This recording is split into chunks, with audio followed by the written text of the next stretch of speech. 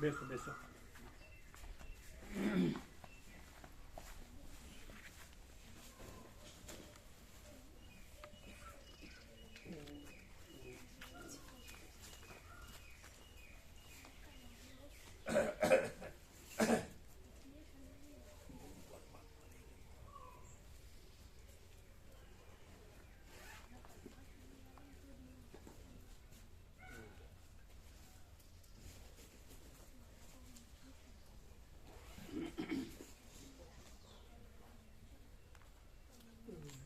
बैठिए बैठिए.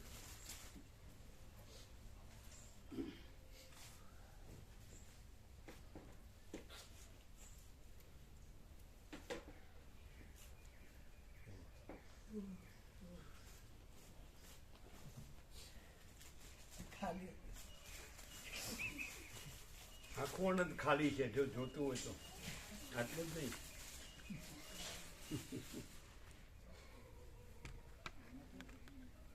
હુને માટે બધું ભરેલું જ છે અને ચિદાકાશ પોતામાં બધું ખાલી જ છે. બ્રહ્મ કૃપા હે કેવલમ આનંદ મંગલ. ઓમ ઓમ ઓમ આનંદ મંગલ.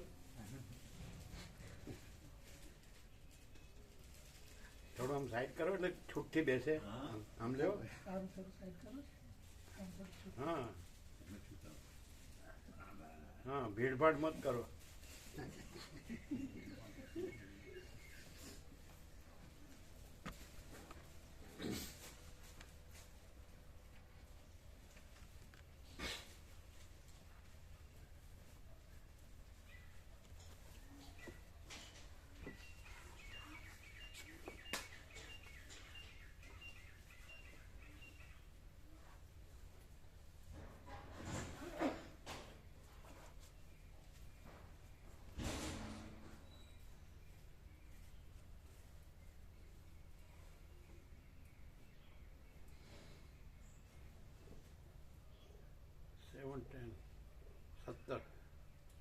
સત્તર ભગવાનનું એસી ચાલુ. ટેમ્પરેચર બી 17 નતું. હે ટેમ્પરેચર બી 17 હતું. કઈ ટેમ્પરેચર 16 17 ટેમ્પરેચર. 7-10 એટલે 17.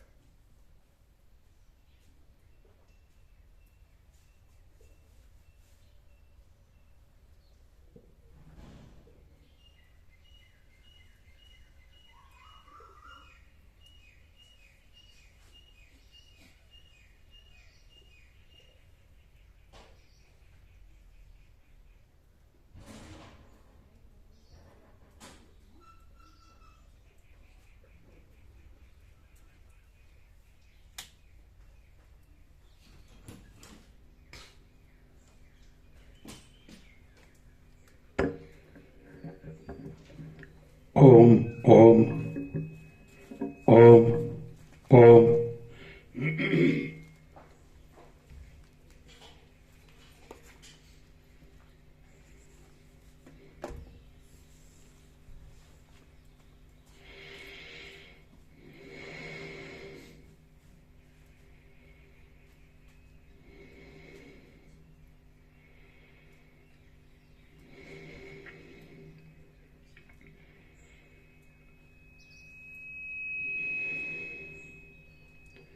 परम चिदाकाश, परम ज्योति, अखंड ज्योति, महाचिदाकाश, स्वयं प्रकाश, संपूर्ण प्रकाश, पूर्ण ब्रह्म, अनंत तेजघन, अनंत चिदघन,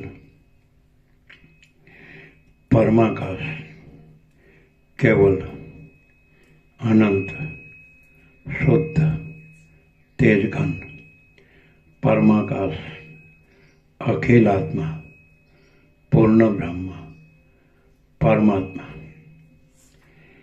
परम चिदाकाश, परम ज्योति, अखंड ज्योति, अनंत पूर्ण परम चिदाकाश, परम शांति, स्वयं सिद्ध, स्वयं प्रकाश, स्वयं पूर्ण, स्वस्वरूप, यही सब कुछ है, इसके सिवा कुछ नहीं है।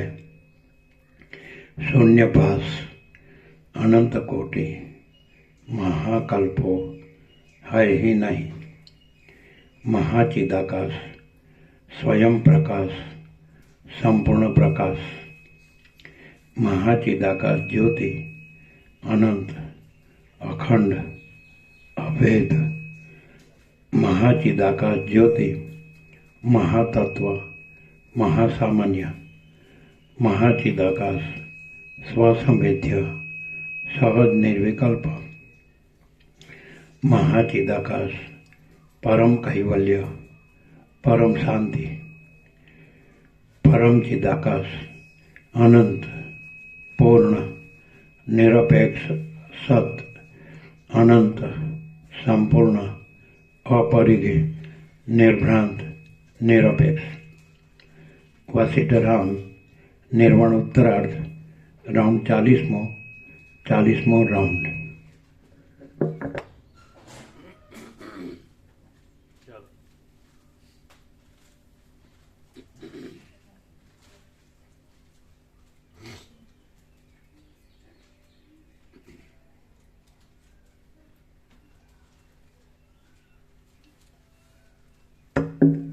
યોગ વસિષ્ઠના 2 ભાગ નવા પ્રિન્ટ થઈને આવ્યા છે અને એમાં સૌથી પહેલાં 2 ભાગમાં નિત્ય દર્શન પણ આપેલું છે. એટલે જે આ જૂના તમારી પાસે હોય બીજાને આપી દેજો ને આ લઈ લો બધાય. કેટલા સેટ લાવવા છે બોલો, આ સૂચા કરો, બધાને લેવાના છે. અને ચીનુ પ્રભુએ સેવાના ભાવમાં આપેલા છે. અંદર છાપેલી કિંમત 1500 છે, એટલે 800 જ આપવાના ચીનુ પ્રભુને. 700નું ડિસ્કાઉન્ટ છે. ખ્યાલ આવે છે?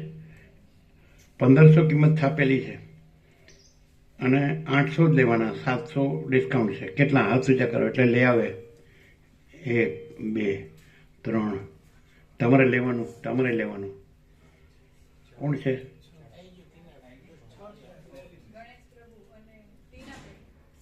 નહીં, નવા આવ્યા જોઈ લો ને એને કહો, એ લોકોને ખ્યાલ ન આવતો તો કહેવાય.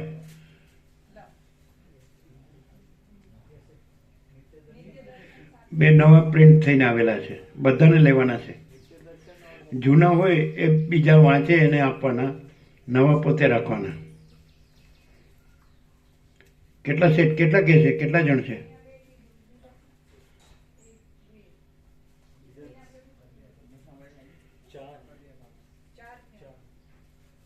અહીંયા ગણ્યો, અહીંયા કરવા તો છો 6.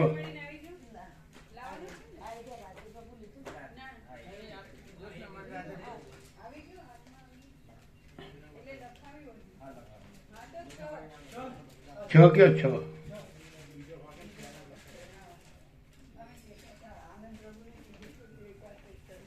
શું છે?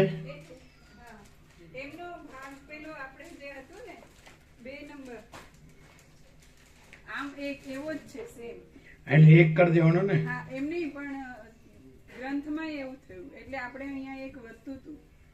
એટલે શું કરવાનું? હવે અદલા બદલી કરવાનું. આ એક આપીને 2 નંબર. એટલે 2 આમાં શું છાપેલું છે? આમાં છાપ્યું છે 2 પણ છે 1. હા, તો એક કરી નાખો. ના, પણ 2 એક જ ગયા એમને. એટલે એક બદલીને 2 લાવવાના, નંબર 2. પ્રભુ જે કહેતા હતા ને એવું થયું છે. અંદર એક હોય. હા, પણ એમને 2 જે પાઠ ગયા ને 2 એક નંબર જ ગયા. એટલે તમે સમજતા નથી. આને એક કરી નાખો. આને કરી દઈએ. કરો. એક જ વંચાવવું જોઈએ અને એને 2, એને જે જોતો હોય આપો. હા, બસ એમ. એક એક્ઝેક્ટ કરો, ડીપ એન્ડ ક્લીન. કેટલા લાવ્યા? 6 ભાગ લાવવાના. પણ બધા જોઈને આપતા હો તો કીધેલું છે ને, આ આનંદ પ્રભુ પહેલે દિવસે ગયા ને એમાં. જોઈને આપો. હા, હવે કીધું.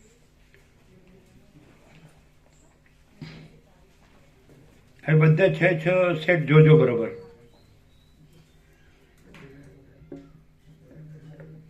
રાધે પ્રભુ લીધો ને?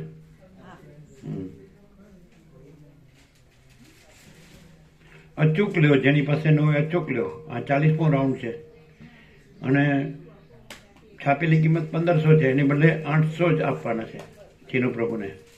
એ જોવાના. આ બધાને જોજો, 6 સેટ જોજો.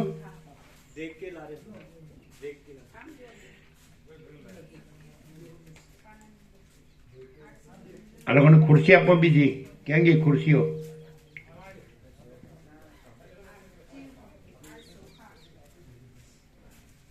એ 2 सेट જોજો.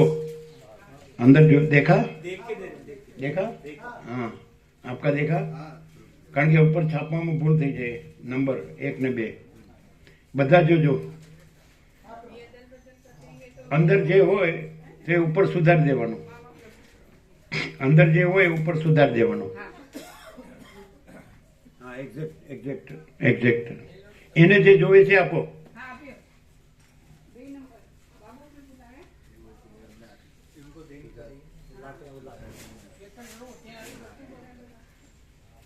कितने 6 सेट लाए ना? हाँ तो लिखवा दो नाम सबका.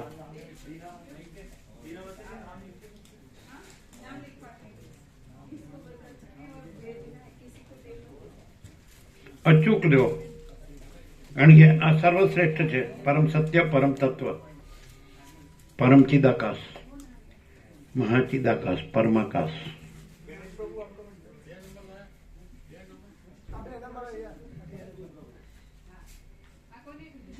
कितने सेट लाए?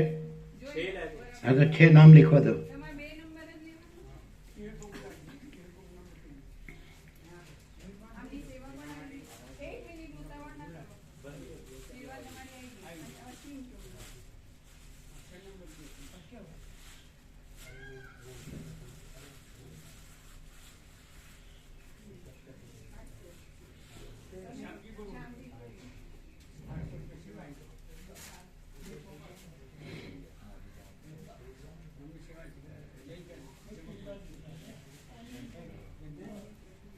એ ચિન્હુ જેની સેવા આવે તો એ નોંધાવજો આવી ગઈ એમ.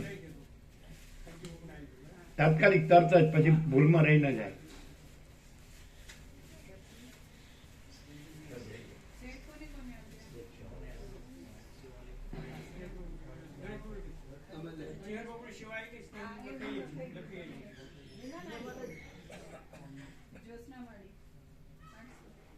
આપણે કુલ 300 સેટ આવ્યા છે. પછી દરેકમાં તમે પેલું પાનું ખોલશો તો આ લોકોએ એપ્રૂવ કર્યું છે અને અહીંનું જે છે નિત્ય દર્શન એ આપેલું છે પહેલે પાને દરેક ભાગમાં. એટલે 3000 કોપીમાં. અને જે ગુજરાતી વિશ્વગણન સંસ્કૃત સાહિત્ય છે તો એને આખા ભારતીય સંસ્કૃતિના સર્વ સત્શાસ્ત્રોનું ગુજરાતી અનુવાદ કરેલો છે. એમ ગીતા પ્રેસ ગોરખપુરે હિન્દી કરેલો છે, એમ વિશ્વગણનને ગુજરાતી સર્વ સત્શાસ્ત્ર સત્સાહિત્ય. એટલે એમાં આ ટોપમાં છે આ સત્શાસ્ત્ર, સદગ્રંથોમાં શિરોમણી. અને એમાં એટલે સર્વમાન્ય થઈ ગયું. જો પહેલે પાને જ હસ્તાક્ષર જે જોયા નહીં, હા એ 3000 કોપીમાં એમણે એ રાખ્યું છે. સૌથી ફર્સ્ટમાં જ વંચાય છે ને આખું હસ્તાક્ષર. એટલે સર્વમાન્ય થઈ ગયું. આજે અહીંયા જે સરળ શ્રવણ છે, વસી પ્રકાશ, સરળ શ્રવણ, અખંડ પૂર્ણ તત્વબોધ, એ સર્વમાન્ય થઈ ગયું, વ્યાપક થઈ ગયું. આ પરમ સત્ય છે, પરમ તત્વ છે. અહીં જે છે પ્રકાશ એ પરમ સત્ય છે, પરમ તત્વ છે, એવું સર્વમાન્ય થઈ ગયું. એમણે પહેલે પાને આપ્યું. પછી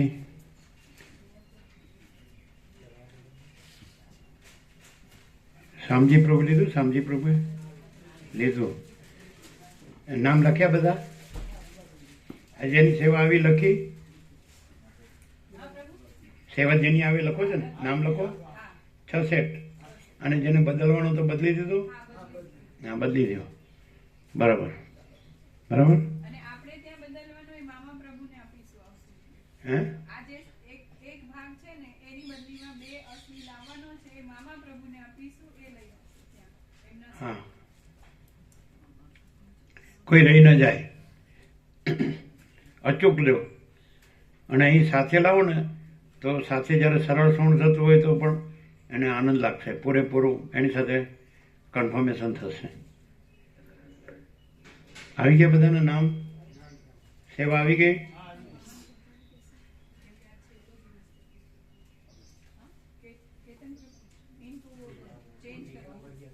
मामा प्रभु को पहुंचा देंगे, आज लास्ट डे है। શું છે? આજે પુસ્તક મેળાનો લાસ્ટ ડે છે ને, એટલે ત્યાં જઈને આજે જ બદલી કે આમની જોડે મોકલી દઈએ. આમને એક ખુરશી આપજો. ના, ત્યાંથી ત્યાં બરાબર છે.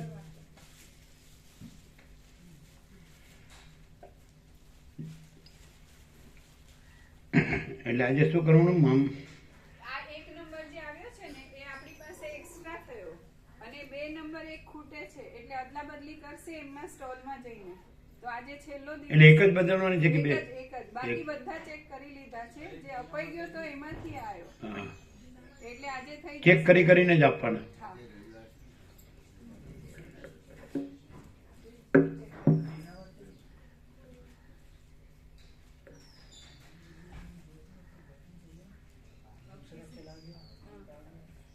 तो आपको ये चाहिए था, वो नहीं, तो ठीक है, જે હતો એમ જ. હવે બરાબર છે પ્રભુ, જે જોઈતો તો એ પાછો આવી ગયો અને અત્યારે બરાબર થઈ ગયું. એટલે બદલવાની જરૂર નથી, બરાબર? તો મૂકી જ દેવાનું છે. હા, તો બદલવાની જરૂર નથી, બરાબર? એટલે પહેલે જૈસે હુઆ था वैसे ही.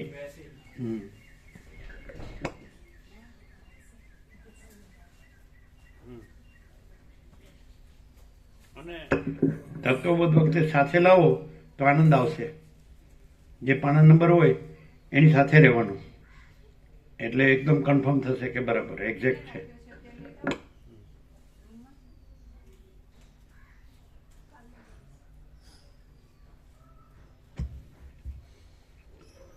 આદ્ય પરબ્રહ્મ સદગુરુ દેવ કી જય.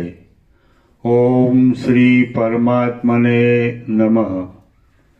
સદગ્રંથોમાં શિરોમણી શ્રી યોગ વાસિષ્ઠ મહારામાયણ નિર્વાણ પ્રકરણ ઉત્તરાર્ધ સર્ગ 116મો, પેજ નંબર 1491.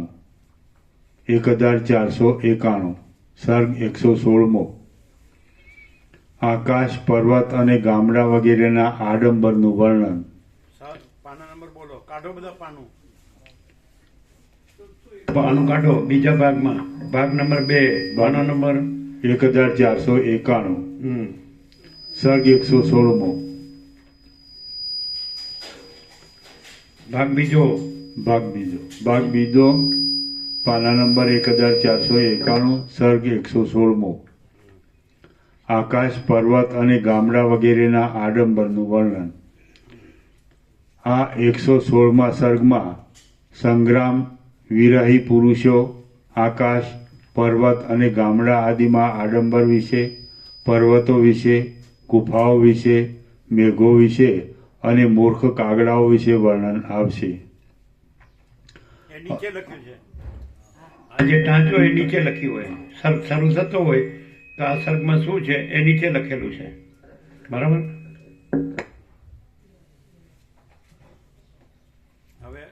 હવે સર્ગ શરૂ થશે.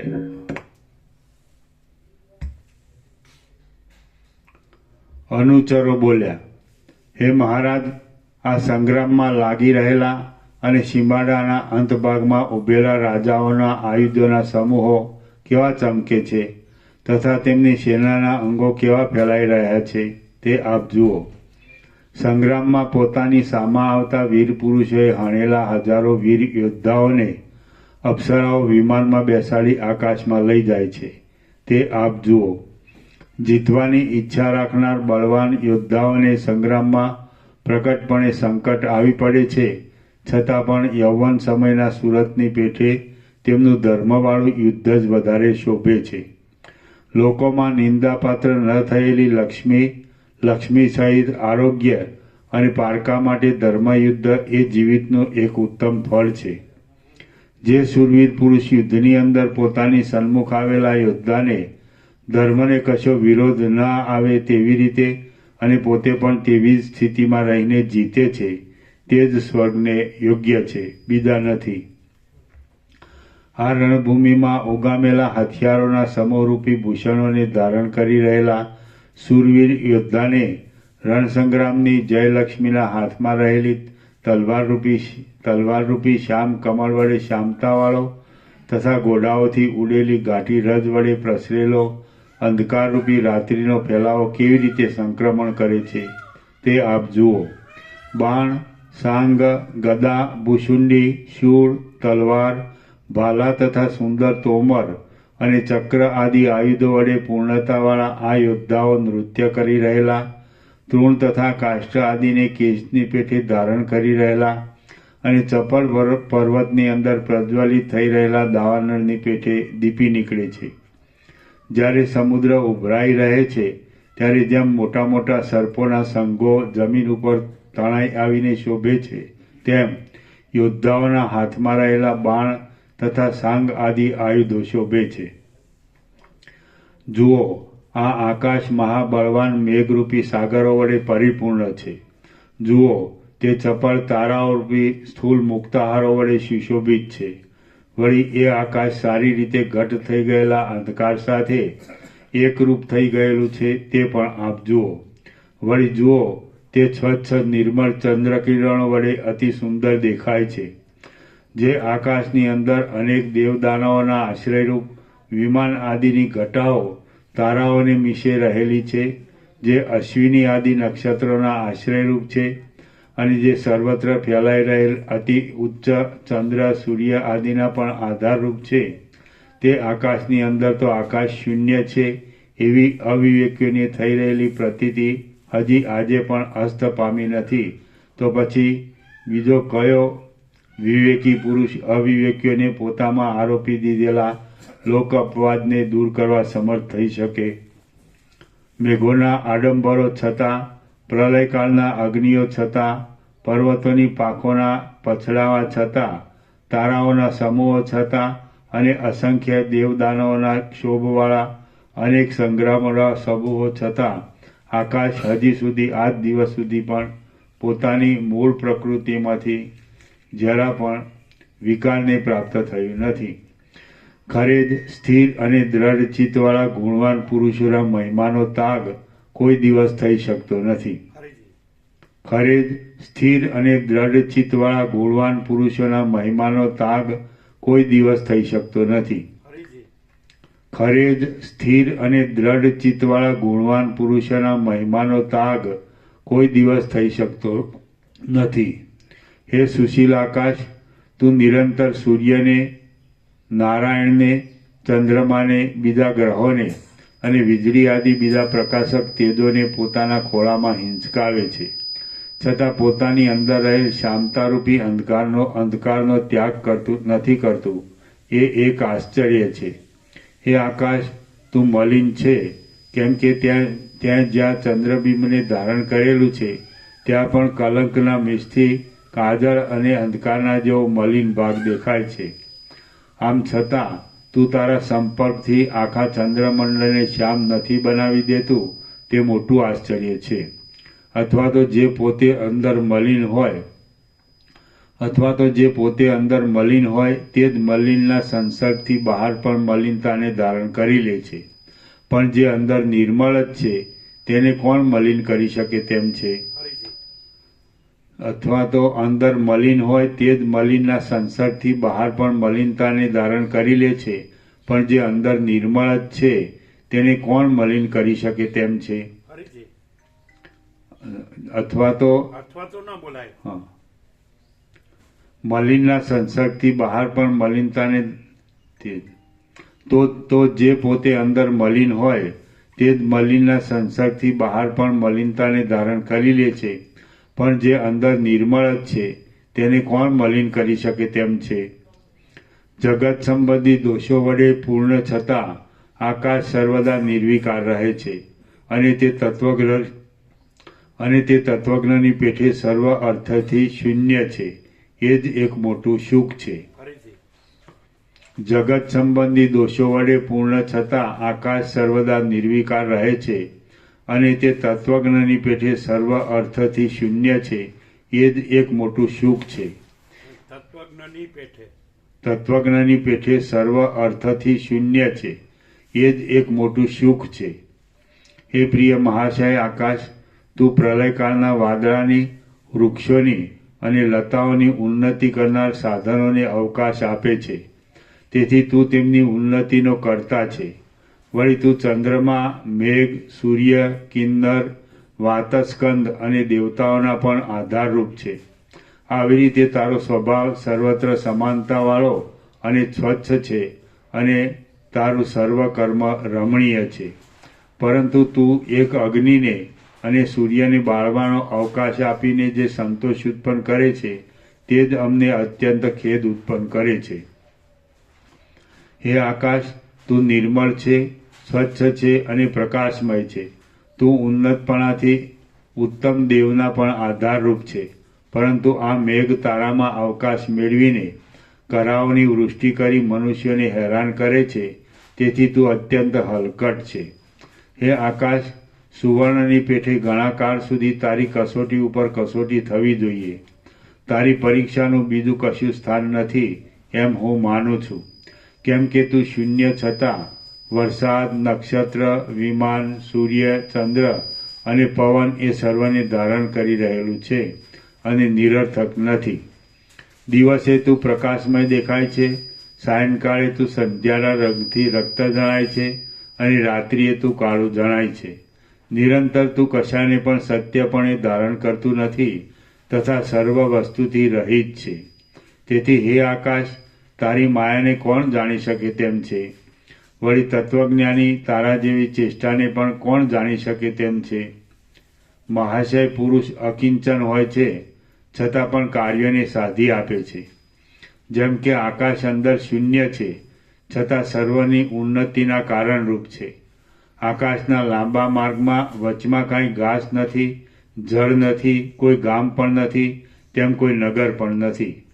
વળી ત્યાં પાદળાના સમૂહ વડે સ્નિગ્ધ ઘાટી છાયાવાળું કોઈ વૃક્ષ પણ વચમાં નથી, તેમ કોઈ સારી પરબ પણ નથી. આમ છતાં સૂર્યનારાયણ હંમેશા આકાશ માર્ગમાં પંથ કરતા રહે છે. કેમ કે સત્યવાન પુરુષો પોતે આરંભેલું કાર્ય વિષમ હોય તો પણ તેને મૂકતા નથી. કેમ કે સત્યવાન પુરુષો પોતે આરંભેલું કાર્ય વિષમ હોય તો પણ તેને મૂકતા નથી. કેમ કે સત્યવાન પુરુષો પોતે આરંભેલું કાર્ય વિષમ હોય તો પણ તેને મૂકતા નથી. દિવસ પોતાના શરીરને સૂર્યના પ્રકાશરૂપી નવા વસ્ત્ર વડે શણગારે છે. રાત્રિ અંધકારરૂપી વસ્ત્ર વડે પોતાના શરીરને શણગારે છે. ચંદ્રમા કપૂરના સમૂહના જેવા શીતળ કિરણો વડે પોતાના શરીરને શોભાવે છે. આકાશ રાત્રિમાં ઉદય પામતા તારાઓના સમૂહરૂપી પુષ્પોના પ્રસારથી પોતાના શરીરને શણગારે છે. અને વસંત આદિ સર્વ ઋતુઓ વાદળામાંથી ઝરતા જળબિંદુઓ રૂપી જળપુષ્પો વડે પોતાને શણગારે છે. વળી એ સર્વ ભેગા થઈને આકાશરૂપી આંગણાને શણગારે છે અને તે આંગણું ત્રણેય લોકના સ્વામી તથા કાળની એક કળારૂપ એવા સૂર્ય અને ચંદ્રના ક્રીડા સ્થાનરૂપ છે. અહો, મહાશય પુરુષની સ્થિતિ ખરેખર આશ્ચર્યકારક અને ઉન્નત હોય છે. કેમ કે ધુમાડા, વાદળા, રજ, અંધકાર, સૂર્ય, ચંદ્ર, સંધ્યા, તારાઓ, વિમાન, ગરુડજી, પર્વતો અને દેવદાનવોના ક્ષોભ વડે કરીને પણ આ આકાશ પોતાની મૂળ સ્થિતિનો ત્યાગ નથી કરતું. આ ત્રિલોકરૂપી ઘર દિશાઓરૂપી ભીંતો વડે બાંધેલું છે.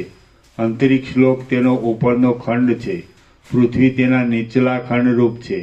વરસાદો, નગરો અને પર્વતો તેના પાત્ર આદિ અનેક ઉપસ્કરણરૂપ છે.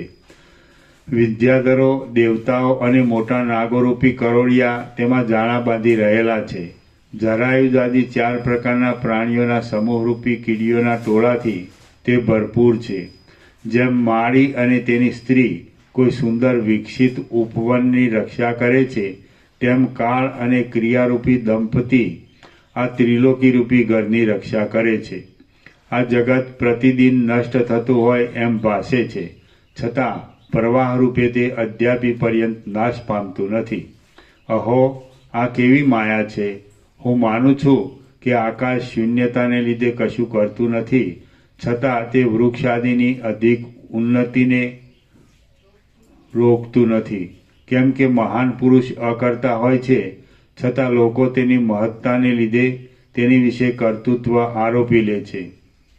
જેની અંદર મહાન પુરુષો કેમ કે મહાન પુરુષ અકર્તા હોય છે, છતાં લોકો તેની મહત્તાને લીધે તેની વિશે કર્તૃત્વ આરોપી લે છે. જેની અંદર લાખો જગત લય પામી જાય છે અને પાછા ઉત્પન્ન થઈ જાય છે, તે આકાશને શૂન્ય કહેવું એ અખંડિત પાંડિત્યને ધિક્કાર છે. આકાશ ઈશ્વરથી જુદું છે એવો ભેદ કોઈ ઉન્મત્ત થઈ ગયેલા વાદીએ કલ્પી કાઢ્યો છે. કેમ કે આકાશની અંદર જ સર્વ જગતનો લય થઈ જાય છે અને પાછું તેમાંથી જ તે ઉત્પન્ન થાય છે તથા તેમાં જ તે રહે છે. માટે જન્માદસ્ય યતઃ ઇત્યાદિ શાસ્ત્ર સિદ્ધ ઈશ્વર લક્ષણ આકાશમાં જોવામાં આવવાથી તે જ ઈશ્વર છે. જેની અંદર અગ્નિથી ઉત્પન્ન થયેલા તણખાઓના સમૂહોની પેઠે આ સૃષ્ટિની શોભા ઉત્પન્ન થાય છે, લયને પામી જાય છે, સ્થિતિને પ્રાપ્ત થઈ રહેલી છે અને વૃદ્ધિ હ્રાસને પણ પામે છે. તે નિર્મળ આકાશ આદિ મધ્ય અને અંતથી રહિત છે, એક છે, મારા પોતાના સ્વરૂપથી અભિન્ન છે અને સર્વના કારણરૂપ છે એમ હું માનું છું. ઈશ્વરરૂપી કાંઈ બીજું કારણ એ ચિદાકાશથી જુદું નથી, જે પોતાના અંગમાં અપરિમેય સર્વ વસ્તુઓને અંદર ધારણ કરી રહેલું છે. ફરીથી ઈશ્વર રૂપી મારા પોતાના સ્વરૂપથી અભિન્ન છે અને સર્વના કારણરૂપ છે એમ હું માનું છું. ઈશ્વરરૂપી કાંઈ બીજું કારણ એ ચિદાકાશથી જુદું નથી. ફરીથી ઈશ્વરરૂપી કાંઈ બીજું કારણ એ ચિદાકાશથી જુદું નથી. ફરીથી ઈશ્વરરૂપી કાંઈ બીજું કારણ એ ચિદાકાશથી જુદું નથી, બરાબર જે પોતાના અંગમાં અપરિમેય સર્વ વસ્તુઓને અંદર ધારણ કરી રહેલું છે અને જે ત્રિલોકીરૂપી મણિઓના વિશાળ આધારરૂપ છે. તે આકાશ ચિદ્રૂપ છે, પરબ્રહ્મ રૂપ છે અને મારા પોતાના સ્વરૂપથી પણ ભિન્ન નથી એમ હું સમજું છું. ફરીથી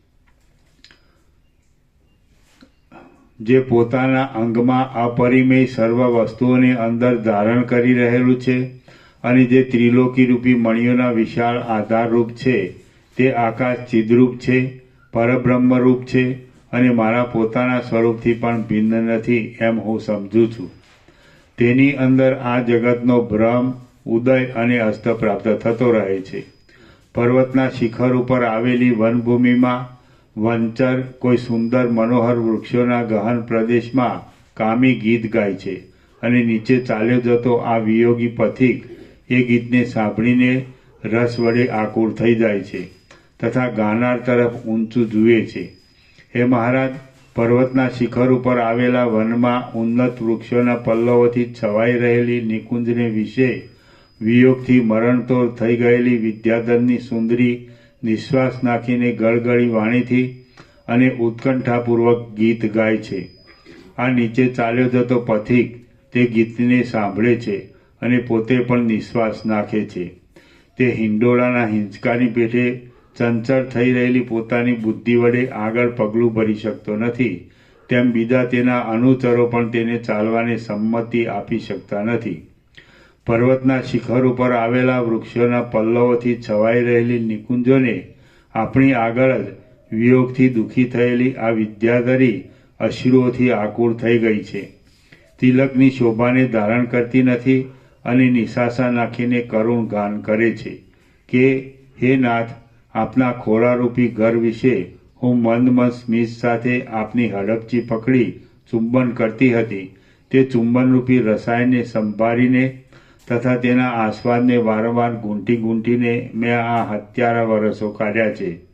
હે મહારાજ, મેં માર્ગમાં રસ્તે જતા આવતા લોકોને મોઢેથી સાંભળ્યું છે કે આ વિદ્યાધરીનો પૂર્વજન્મનો તરુણ પતિ વિદ્યાધર કોઈ મુનિના શાપથી 12 વર્ષ સુધી વૃક્ષરૂપ થઈ રહ્યો છે. તે સંવત્સરોને ગણ્યા કરતી આ વિદ્યાધરી પણ તેને મળવાને ઉત્કંઠિત થઈ જઈને વૃક્ષરૂપ બની ગયેલા પોતાના તે પતિનો આશ્રય કરીને ગાન કર્યા કરે છે. હે મહારાજ, જુઓ, એ વિદ્યાધર આપણા અવલોકન માત્રથી શાપ મુક્ત થઈ ગયો છે અને વૃક્ષ ભાવને છોડી દઈને ઉઘડેલા પુષ્પોરૂપી હાસ્યને ધારણ કરી રહ્યો છે. જુઓ, શાખાઓના આકારે દેખાતા પોતાના તેજ બાહુ વડે આલિંગન કરીને તે પોતાની પત્નીને કંઠમાં લગાડે છે. પર્વતોરૂપી હાથીઓના વૃક્ષોરૂપી રોમાંચોમાં જે પુષ્પોનો સમૂહ રહ્યો છે તે શિખરોમાં જાણે વસંત ઋતુમાં પડેલા જળબિંદુઓના જેવા આકાશમાંથી મૂર્તિમાન તારાઓ ખર્યા હોય તેવો દેખાય છે. માછલાની પંક્તિઓના વેગવાળા ઠેકવાથી ઉછળ્યા કરતી જળની લહેરોમાં ક્રીડા તથા શબ્દ કરતી ચપળ ટીંટોળીઓ વડે ભયંકર જણાતી પુષ્પોરૂપી શુક્લ વસ્ત્ર વડે શોભી રહેલી અને કાંઠાઓમાં તથા જળમય પ્રદેશોમાં રહેલા નિશંક મૃગો વડે ભરપૂર થયેલી આ કાવેરી, અહો, એ કેવી શોભે છે! હે મહારાજ, આ સુવેલ પર્વતના શિખરમાં નિર્મળ શોભાવાળી આ આખી કાંચનમય શિલા ઉપર સૂર્યનો પ્રકાશ પડવાથી તે દેદીપ્યમાન થઈ રહી છે. ભરતી સમયે ચપળ થઈ રહેલા સમુદ્રના તરંગો તેની સાથે અથડાય છે ત્યારે એ શિલા બહાર જાણે વડવાનળના તણખાઓ ચમકતા હોય તેવી દેખાય છે. પર્વતોની અંદર પાસે આવેલા ઘાટા વાદળાથી ઘેરાયેલા સ્થળમાં રહેલા ઘરની સીમાના અંતમાં આવેલા વિકસિત નવીન વૃક્ષો વડે સુશોભિત અને ખાખરાના વૃક્ષો વડે આકાશ પર્યંત વીંટાઈ વળેલા આ નેસના ઘરોની શોભા આપ જુઓ. પર્વત પાસેના આ ગામડા સ્વર્ગનો પણ પરાજય કરી રહ્યા છે. તેઓ વિકસિત થઈ રહેલા પુષ્પો વડે અત્યંત શુભ્ર ફળની વાડીઓથી રમણીય છે. કોઈ ઉત્તમ પાત્રની પેઠે તેઓ મંદાર વૃક્ષોની અંદર અનેક પુષ્પ સમૂહને ધારણ કરી રહ્યા છે. તેઓ કરંડિયાની પેઠે મોરોને ધારી રહેલા છે. જળમય શીતળ પ્રદેશ વડે સુશોભિત છે. ભૈરવ જપ ખાવાના સ્થાનથી ઊંચા શિખર ઉપરથી નીચે પડતા જળ સમૂહના વિલાસરૂપી વાદ્ય વડે મનોહર છે અને પ્રતિધ્વનિ વડે ગાજી રહેલી ગુફાવાળા વનોમાં ગાન કરી રહેલા મનુષ્યો વડે સુંદર છે. પર્વતોની ગુફાઓમાં વિચરનારા અને નેસ તથા ગાંદરાઓમાં નિવાસ કરનારા ગ્રામજનોને જે કાંઈ આનંદ મળે છે તે આનંદ નંદનવનમાં ક્રીડા કરનાર દેવોને પણ નથી મળતો એમ હું માનું છું. ગામડામાં રહેવાને લીધે તેમની પામર જેવી દશા હોય છે, છતાં પણ ઉઘડેલા પુષ્પોની કળીઓના કોમળ પલ્લવોની અંદર છુપાઈ રહેલા તથા ગુંજારવ કરી રહેલા મદાંધ ભમરાઓને જોઈને તેમનો કામ ઉદ્દીપિત થઈ જાય છે. ભમરાઓએ પોતાના હિંડોળા રૂપે કલ્પેલી લતાઓ વડે આકુળ એવા વનને વિશે ભીલ લોકોની સુંદરીઓ ગાન કરી રહી છે અને બિલ્લો તેમના મુખ ઉપર દ્રષ્ટિ ઠેરવીને શૃંગારની ચેષ્ટાઓ વડે વ્યાકુળ થઈ ગયા છે. અરે, એ બિલ્લો શત્રુની પેઠે નિર્દય થઈને મુગ્ધ મૃગોને સીધને મારતા હશે. ગિરિવરોના ગહન વનોમાં આવેલા આ ગામો શીતળતા અને સુગંધ નામના પોતાના અધિક ગુણથી ચંદ્રનો પણ પરાજય કરે છે, કેમ કે તેમાં અનેક પ્રકારના વિકસિત થઈ રહેલા પુષ્પોના સમૂહોમાંથી સુગંધ, શીતળતા આદિ સારને ખેંચી લાવનાર પવન વડે લતાઓના પલ્લવોને હલાવીને નીચે બેઠેલા પથિકોના અંગને શીતળ કરે છે અને જળને તથા તેની શીતળતાને ચારે બાજુ પસારી દેનારા વાયુના પ્રસાર વડે તેમના જળાશયો ચપળ તરંગોને ધારણ કરી રહ્યા છે.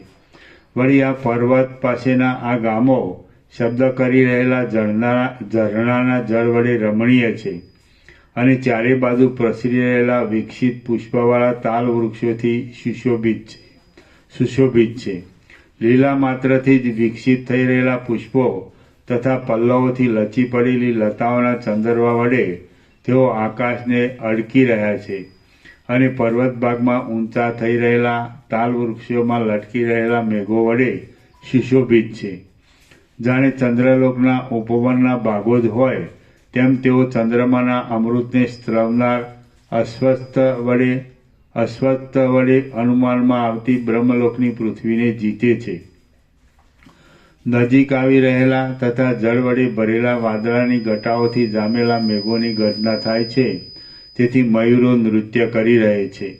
એ નવીન નૃત્યને વિશે મયુરોના સમૂહના કોમળ મોરપીંછો વિખરાઈ જાય છે અને તેમાં રહેલી ગોળાકાર ટીલડીઓ મણીઓની પેઠે ઝળકી રહે છે. આથી આ ગામડા સર્વથી ઉત્કૃષ્ટ દશા ભોગવે છે. એક બાજુ સુંદર ચંદ્રમંડળરૂપી આભૂષણ વડે સુશોભિત અને બીજી બાજુ વિશ્રાંત થઈ રહેલા તથા જળ વડે પરિપૂર્ણ ભરેલા વરસાદરૂપી હાથીઓવાળા આ ગિરિગ્રામોમાં જે વિલાસલક્ષ્મી ઝળહળે છે તે વૈભવવાળા બ્રહ્મદેવના રાજ્યોમાં પણ ક્યાંથી જ હોય.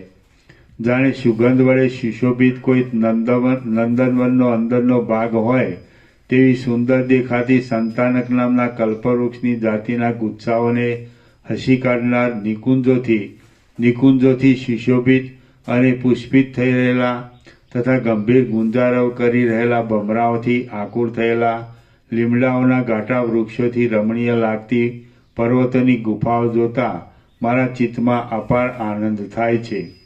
હરિણીઓના શબ્દ વડે મનોરમ હારિત પક્ષીઓ વડે ચિત્ત હારી અને જાણે કામદેવના મૂર્તિમાન નગરો જેવા સુશોભિત આ પર્વત ગામોમાં મનુષ્યોને અત્યંત આનંદ સાંપડે છે. જાણે સ્ફટિકના સ્તંભોની જ ખરેખર રચના કરી હોય તેમ ધારારૂપે અવિચ્છિન્ન પડ્યા કરતા ઝરણાના પાણીથી સુશોભિત આ ગ્રામરૂપી પર્વત ગુફામાં ડેલો નૃત્ય કરે છે તે આપ જુઓ. શબ્દ કરી રહેલા ઝરણાના જળ વડે સુશોભિત આ પર્વતની ગામરૂપી ગુફાની નિકુંજોને વિશે મોરપીંછોવાળી વિલાસ કરી રહેલી અને પુષ્પોના ભાર વડે લચી પડેલી લતાઓ નૃત્ય કરે છે. હારિત પક્ષી વડે મનોહર અને લીલા ઉપવનના વૃક્ષોથી સુશોભિત વાવના પ્રમાણમાં તેની અંદર રહેલા હંસ-સારસ આદિ પક્ષીના શબ્દોરૂપી સૂક્ષ્મને ગંભીર ધ્વનિને ધારણ કરી રહેલા અને પર્વતની ગુફાઓ વડે ઢંકાયેલા આ ગામડાના અકૃત્રિમ સ્થળોમાં કામદેવ યથેચ્છ આનંદથી રમે છે એમ હું માનું છું. હે શ્રીમંતોના જેવા મોટા ઔદાર્યને ધારણ કરનાર અને તડકાનો નાશ કરનાર ઉન્નત ગંભીર આકૃતિવાળા મહાશય મેઘ, તું પર્વતના મસ્તક ઉપર ભૂષણરૂપ થઈ રહેલો છે. તું જ પૃથ્વીના ખેતર બગીચા આદિને પોષણ આપનાર જળના એક આશ્રયરૂપ છે. આમ તારામાં અનેક ગુણો રહ્યા છે અને તું હર્ષથી વરસે છે, છતાં પણ તું ખારી જમીનમાં, તળાવમાં અને તેની અંદરના કાંટા આદિ વૃક્ષોમાં સત અસત પાત્રનો ભેદ કર્યા વિના એક સમાન રીતે જળને વરસે છે. એ તારો અવિવેક સત્પુરુષોના ચિત્તમાં ખેદ ઉત્પન્ન કરે છે.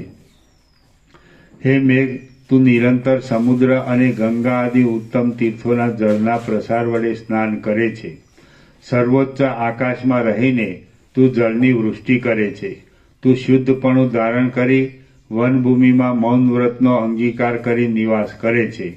તું શરદ ઋતુમાં જળથી સાવ રહિત થઈ જાય છે, છતાં તારા અંગમાં અતિશ્રેષ્ઠ ધવલતા જોવામાં આવે છે.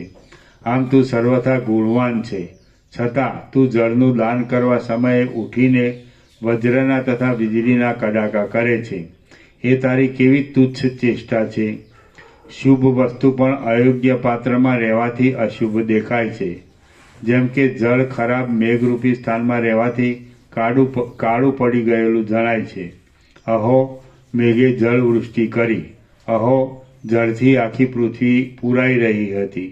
અહો, જેમ કોઈ ધનાઢ્ય વડે તેનો કોઈ દરિદ્ર વિવેકી મિત્ર પોષણને પ્રાપ્ત થઈ જાય તેમ પૃથ્વીની અંદર સર્વ ધાન્યો જળ વડે પોષણ પામ્યા છે.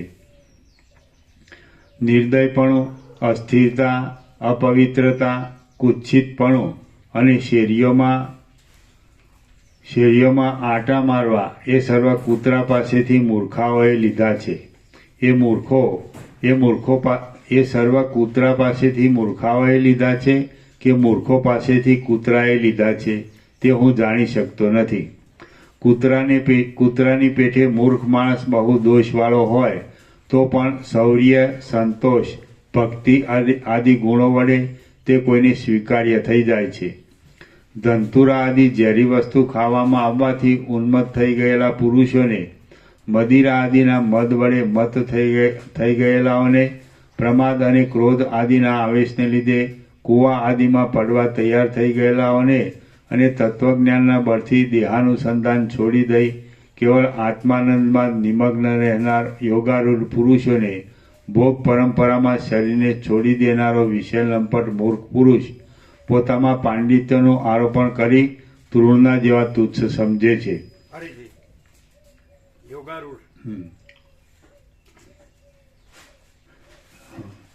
કેવળ અને તત્વજ્ઞાનના બળથી દેહાનુસંધાન છોડી દઈ કેવળ આત્માનંદમાં નિમગ્ન રહેનાર યોગારૂઢ પુરુષોને ભોગ પરંપરામાં શરીરને છોડી દેનારો વિષય લંપટ મૂર્ખ પુરુષ પોતામાં પાંડિત્યનું આરોપણ કરી તૃણના જેવા તુચ્છ સમજે છે. પરંતુ હે તૃણ, તું જ અવલોકન કર કે એ વિષય લંપટ પુરુષોમાં ઈચ્છા છે કે તેઓ જડ છે. પરંતુ હે તૃણ, તું જ અવલોકન કર કે એ વિષય લંપટ પુરુષોમાં ઈચ્છા છે કે તેઓ જડ જ છે. જો તેઓમાં ઈચ્છા હોય તો તેઓ કૂતરા જેવા છે, અને તેઓ જો જડ હોય તો તેઓ પોતે તૃણથી પણ તુચ્છ છે. એટલે પછી ઉન્મત્ત આદિની પણ તે નીચ હોવાથી બીજાની હલકાઈ ગણવી એ તેઓની ભૂલ જ છે. આ વાતના રહસ્ય વિશે તું જ વિચાર કરી જો. સિંહ અને કૂતરો એ બંનેમાં તિર્યક જાતિ પણ સમાન છે, છતાં મેઘગર્જના આદિનો કોલાહલ સહન કરવાના તે બંનેના પ્રકારમાં ભેદ રહ્યો છે. કેમ કે સિંહ ચિત્તમાં કશો ક્ષોભ પામ્યા વિના જ અનાદરને લીધે આંખો મીંચી રાખીને એ કોલાહલને સહન કરે છે, ત્યારે કૂતરો મનમાં ક્ષોભ પામીને ભયને લીધે આંખો મીંચી રાખીને તે કોલાહલને સહન કરે છે. નિત્ય, અપવિત્ર, પોતાના પ્રિય મનુષ્ય તરફ કેવળ ભસવાથી સ્નેહ બતાવનાર અને શેરીઓમાં રખડી સર્વ સમયને ગાળી નાખનાર હે કૂતરા, ચિત્તની આવી વિચિત્ર સમાનતા જોઈને કોઈ મૂર્ખે તને આ અપવિત્ર આદિ ગુણોનું શિક્ષણ આપ્યું છે એમ હું માનું છું. અહો, આ વાત કેવી ખેદકારી છે. નિરંતર સર્વ જગતને વિષમ, એકબીજાથી જુદું પડી રહે તેવા પ્રકારનું બનાવનારા વિધાતાએ પોતાની શર્મા નામની પુત્રીરૂપ કૂતરીના સંતાનરૂપ કૂતરાને વિશે તેને ઘટે તેવા બધા જ ધર્મો નિર્માણ કર્યા છે. તેમણે અપવિત્ર કચરાથી ભરેલા ખાડામાં તેનો નિવાસ કલ્પ્યો છે. વિષ્ઠા તથા પરુ વગેરેને તેના ભોજનરૂપ કલ્પ્યા છે. રસ્તાની વચ્ચે સર્વ મનુષ્ય દેખે તેવી ખરાબ રીતે મૈથુન કરવાની દુષ્ટ ઈચ્છા તેના ચિત્તમાં ઉત્પન્ન કરી છે, અને તેનું શરીર પણ સર્વની નિંદાનું પાત્ર થાય તેવું બનાવ્યું છે. તારાથી વધારે અધમ બીજો કોણ છે એમ કોઈ પુરુષ પૂછે છે, એટલે કૂતરો તેને હસીને કહે છે. અપવિત્ર દેહાદીમાં અભિમાન બંધાવનાર, છતી આંખે વિચારરૂપી નેત્ર ન હોવાથી એક જાતના અંધારારૂપ અને ખરાબ પરિણામમાં દોરી જનારા અશુભ એવા અજ્ઞાનનું જે પુરુષ સેવન કરે છે તે મારાથી પણ વધારે અધમ છે. અપવિત્ર દેહાદીમાં અભિમાન બંધાવનાર, છતી આંખે વિચારરૂપી નેત્ર ન હોવાથી એક જાતના અંધારારૂપ અને ખરાબ પરિણામમાં દોરી જનારા અશુભ એવા અજ્ઞાનનું જે પુરુષ સેવન કરે છે તે મારાથી પણ વધારે અધમ છે. અપવિત્ર દેહાદીમાં અભિમાન બંધાવનાર, છતી આંખે વિચારરૂપી નેત્ર ન હોવાથી એક જાતના અંધારારૂપ અને ખરાબ પરિણામમાં દોરી જનારા અશુભ એવા અજ્ઞાનનું જે પુરુષ સેવન કરે છે તે મારાથી પણ વધારે અધમ છે. કેમ કે મારામાં શૌર્ય, સ્વાભાવિક ભક્તિ અને થોડામાં સંતોષ વગેરે જે ઉત્તમ ગુણો રહેલા છે તે અનેક પ્રયત્નો વડે શોધીએ તો પણ મૂર્ખમાં જોવામાં આવતા નથી. કેમ કે મારામાં શૌર્ય, સ્વાભાવિક ભક્તિ અને થોડામાં સંતોષ વગેરે જે ઉત્તમ ગુણો રહેલા છે તે અનેક પ્રયત્નો વડે શોધીએ તો પણ મૂર્ખમાં જોવામાં આવતા નથી. કૂતરો અપવિત્ર પદાર્થનું ભક્ષણ કરે છે, અપવિત્ર વિષ્ઠા આદિના મોટા કચરાના ઢગલામાં રમે છે. નોળિયો તથા ઉંદર આદિ પ્રાણી જીવતું જ હાથમાં આવી જાય તો તેનું ગુપચુપ ભક્ષણ કરે છે, અને બકરું તથા વાછરડું આદિ કોઈ નિર્મળ પ્રાણી પંજામાં આવી જાય તો તેને પણ ફાડી ખાય છે. કૂતરીની સાથે મૈથુન કરવા સમયે સર્વ મનુષ્ય તેની પાસે જઈ તેને પાષાણ વડે પ્રહાર કરે છે. આમ અત્યંત અસમર્થ કૂતરાને વિધાતાએ જ્યાં સુધી તે જીવે ત્યાં સુધી ખરાબ અને કૌતુક ઉપજાવે એવી સ્થિતિવાળો બનાવ્યો છે. શિવલિંગના ઉપર ગોગાટ કરી રહેલો કાગડો પોતાના આત્માને દેખાડી આપી સૂચવે છે કે અધોગતિના હેતુરૂપ સર્વ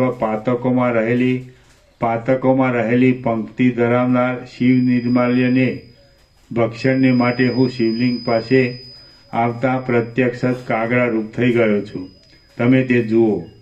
ઓ દુષ્ટ કાગડા, કાનને કડવા લાગે તેવા દંભી ધ્વનિ વડે હંસ તથા સારસ આદિના ગુણોને ઘડી જનારો તું આ તળાવમાં કાદવની અંદર ફરતો રહી ભમરાઓના શબ્દને ઢાંકી દે છે.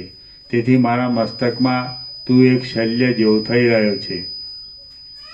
આ કાગડો નરકના જેવા નાના પ્રકારના વિષ્ટા આદિ અપવિત્ર પદાર્થોનું ભક્ષણ કરે છે અને કમલીની પોતાને પ્રાપ્ત થાય છે તો પણ તે તેને છોડી દે છે. આ વિષયમાં કશું પણ આશ્ચર્ય પામવા જેવું નથી, કેમ કે જે પદાર્થનો સર્વદા અભ્યાસ પડી જાય છે તે પછી સદાકાળ રુચિકર થાય છે. આ કાગડો વનમાં અનેક પ્રકારના પુષ્પોના કેસરો વડે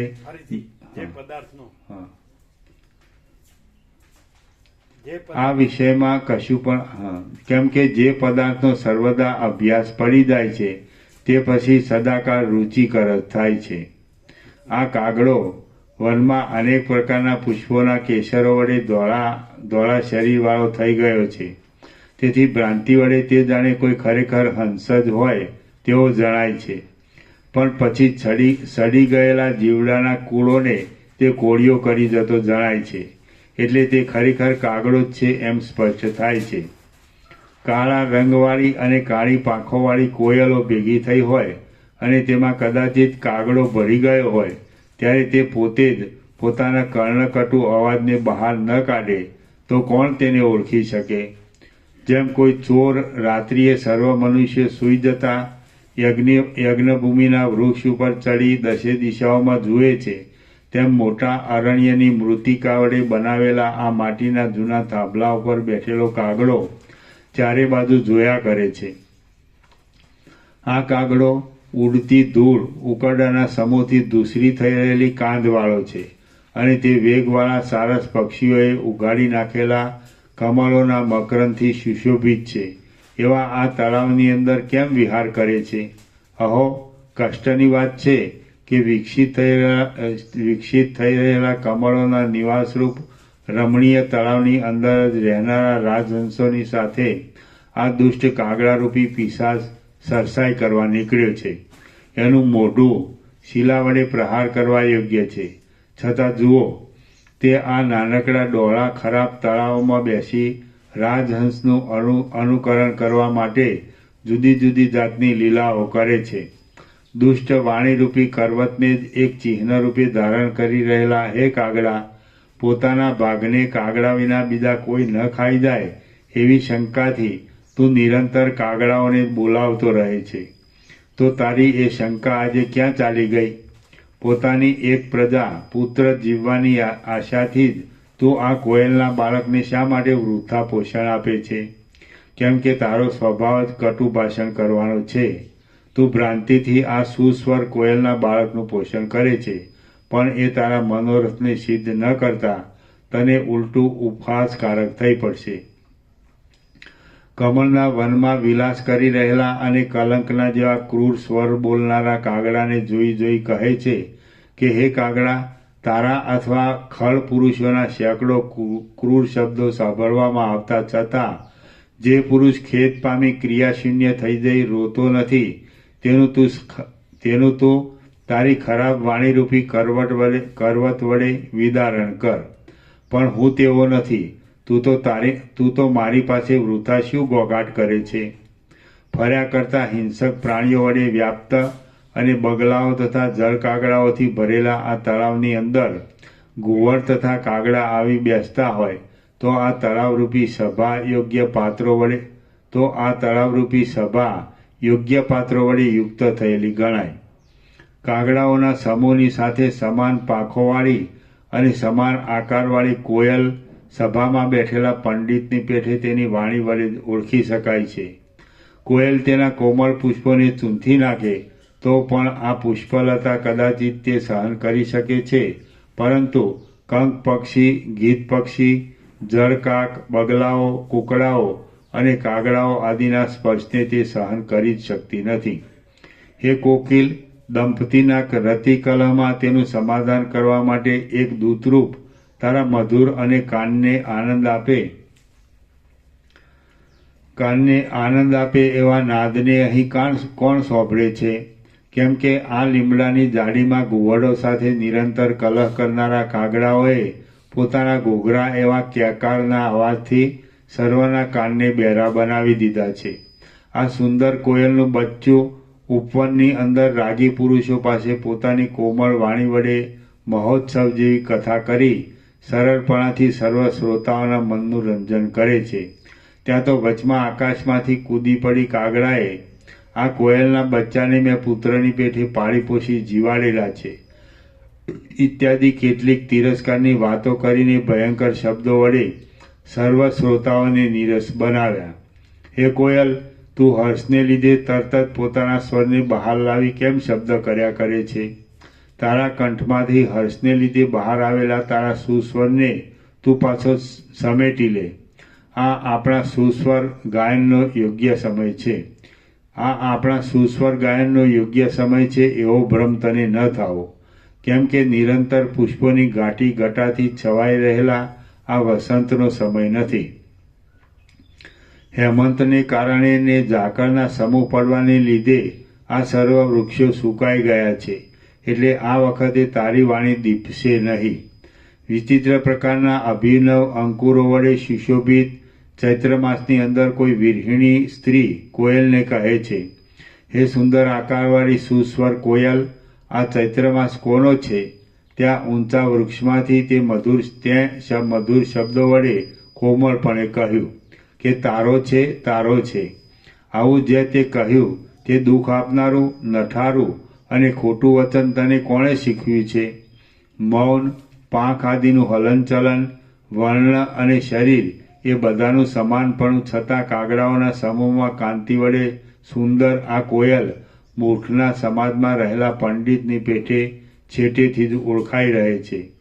કેમ કે ઉત્તમ આકાર તથા ઉત્તમ ક્રિયાવાળા પંડિતો મૂર્ખોની સભામાં બેઠા હોય તો પણ તેઓ પોતાના યોગ્યતાવાળા અંતઃકરણમાં રહેલા ઉત્તમ ગુણોથી છેવટે પ્રસિદ્ધિમાં આવી જાય છે. હે ભાઈ કોકિલ, કડવો અવાજ કરી રહેલા કાગડાઓ વડે વ્યાપ્ત થઈ રહેલો આ શિશિર ઋતુનો કાળ છે. આ કાંઈ વસંતોત્સવ નથી. હમણાં તારા શબ્દોમાં અમૂલ્ય ગુણનો આરોપ થવો અશક્ય છે. માટે તું તારા સ્વરને બંધ કરી કોઈ વિશાળ વૃક્ષવાળી ગુફામાં તેની ખરી પડેલા જૂના પાંદડા વડે ઢંકાઈ રહેલા માળામાં મૌનપણું ધારણ કરી નિવાસ કર. આશ્ચર્ય છે કે આ કોયલનું બાળક પોતાની માતાને છોડી કાગડી પાસે ચાલ્યું જાય છે. આશ્ચર્ય છે કે કાગડી તે કોયલના બાળકને તેની ઓળખાણ પડતા ચાંચ અને ચરણ વડે પ્રહાર કરે છે. આ વિષયમાં હું ક્ષણ માત્ર વિચાર કરું છું કે ત્યાં તો એ કોયલનું બચ્ચું પણ ઉત્સાહભેર પોતાની માતાની પેઠે જ પોતાનું બળ વધારવા માટે આકાશમાં ઉડવા લાગી ગયું. કેમ કે ભાગ્યશાળી પુરુષ જે દિશામાં જાય છે તે દિશા જ તેને મહાત્મા આપનાર થઈ પડે છે. કેમ કે ભાગ્યશાળી પુરુષ જે દિશામાં જાય છે તે દિશા જ તેને મહાત્મા આપનાર થઈ પડે છે. શ્રી યોગ વાસિષ્ઠ મહારામાયણમાં નિર્વાણ પ્રકરણના ઉત્તરાર્ધનો સ્વકાક કોકિલાન્યોક્તિ વર્ણન નામનો સર્ગ 116મો સમાપ્ત. સર્ગ 117મો તળાવ, કમળ અને હંસ આદિનું વર્ણન. આ 117મા સર્ગમાં અનેક જાતના કમળોથી સુશોભિત એવા તળાવ વિશે વર્ણન આવશે અને તેના પ્રસંગથી કમળ, ભમરાઓ અને હંસ ઇત્યાદિ વિશે પણ વર્ણન આવશે. સહસ્તરો બોલ્યા, હે મહારાજ, આ આપણી પાસે રહેલું પર્વતનું શિખર અત્યંત શોભાને લીધે કામનું ઉદ્દીપન કરે છે. તેથી તે જાણે કામદેવનો પ્રધાન હોય તેવું દેખાય છે. તેની અંદર પ્રતિબિંબ થઈ રહેલ મૂર્તિમાન આકાશ જેવા દેખાતા આ તળાવને આપ જુઓ. એ તળાવ કલ્હાર, પદ્મ, ઉત્પલ આદિ કમળની જાતિઓના સમૂહના નાળમાં કમળને માટે ક્રીડા કરતા અને વિચિત્ર શબ્દવાળા પક્ષીઓ વડે વ્યાપ્ત છે. વિકસિત થઈ રહેલા ઉન્નત કમળોની કળીઓમાં રહેલ સુશોભિત રાજહંસો વડે યુક્ત અને ઇન્દ્ર નીલમણીની પીઠ ઉપર બેસનાર ભ્રમરો, સારસ તથા ક્રૌચ આદિ પક્ષીઓ, બ્રાહ્મણો અને બીજા લોકોથી સેવાયેલું આ તળાવ જાણે પૃથ્વી ઉપર બ્રહ્માનું ઘર જ હોય તેવું રમણીય દેખાય છે. પથરાઈ રહેલા જળબિંદુઓ વડે દિશાઓના મધ્ય ભાગને ભયાનક બનાવી દેનાર ઉઘડી ગયેલા અનેક જાતના કમળોના સમૂહની અંદર રહેલા મકરંદ વડે ગૌરવર્ણનું થઈ રહેલું, સુગંધ વડે મત થયેલા ભમરાઓ તથા પક્ષીઓના ગાયન વડે ગાજી રહેલું અને આકાશમાં ઉપરના ભાગમાં જાણે ચંદરવો બાંધી દીધો હોય એવો ભાવ દેખાડનાર આ તળાવ વાદળા તથા ઝાકળ આદિને પ્રતિબિંબના મિશેથી ધારણ કરી રહેલું છે. આ તળાવની અંદર કોઈક સ્થળે મંદ મંદ ગર્જના કરી રહેલા તરંગો ઉછળતા જોવામાં આવે છે અને કોઈ ઠેકાણે મદોન્મત્તપણાથી એકબીજાનો દ્વેષ કરનાર તથા અત્યંત ઘોંઘાટ કરી રહેલા ભમરાઓ દેખાય છે. કોઈ ઠેકાણે જળની ગંભીરતાથી તથા નિર્મળતાથી નિશ્ચળપણાને લીધે આ તળાવ પોતે જાણે સુષુપ્તિ અવસ્થાને ધારણ કરી રહ્યું હોય એવું જણાય છે અને કોઈક ઠેકાણે કમળોથી તથા ડોલરોથી તે જાણે ઢંકાઈ રહેલું હોય તેમ ભાસે છે. આ તળાવ બિંદુરૂપ થઈ રહેલા મોતીના જેવા જળ વડે તાપનો નાશ કરે છે અને કાંઠા ઉપર રહેનાર સિંહોને પણ ઠેઠ વૃક્ષના અગ્રભાગથી માંડી જળ સુધી લંબાઈ રહેલી સુંદર લતાઓ વડે રોકે છે.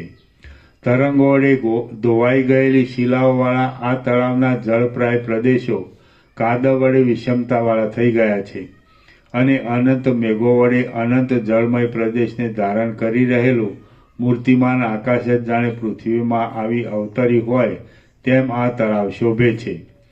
વરસાદને દૂર લઈ જનારા પવનથી કંપિત થઈ રહેલા કમળના સમૂહમાંથી ઉડેલા મકરંદની કાંતિથી આ તળાવ જાણે વીજળીના પ્રકાશને પોતાની અંદર ધારણ કરી રહ્યું હોય તેવું શોભી રહ્યું છે.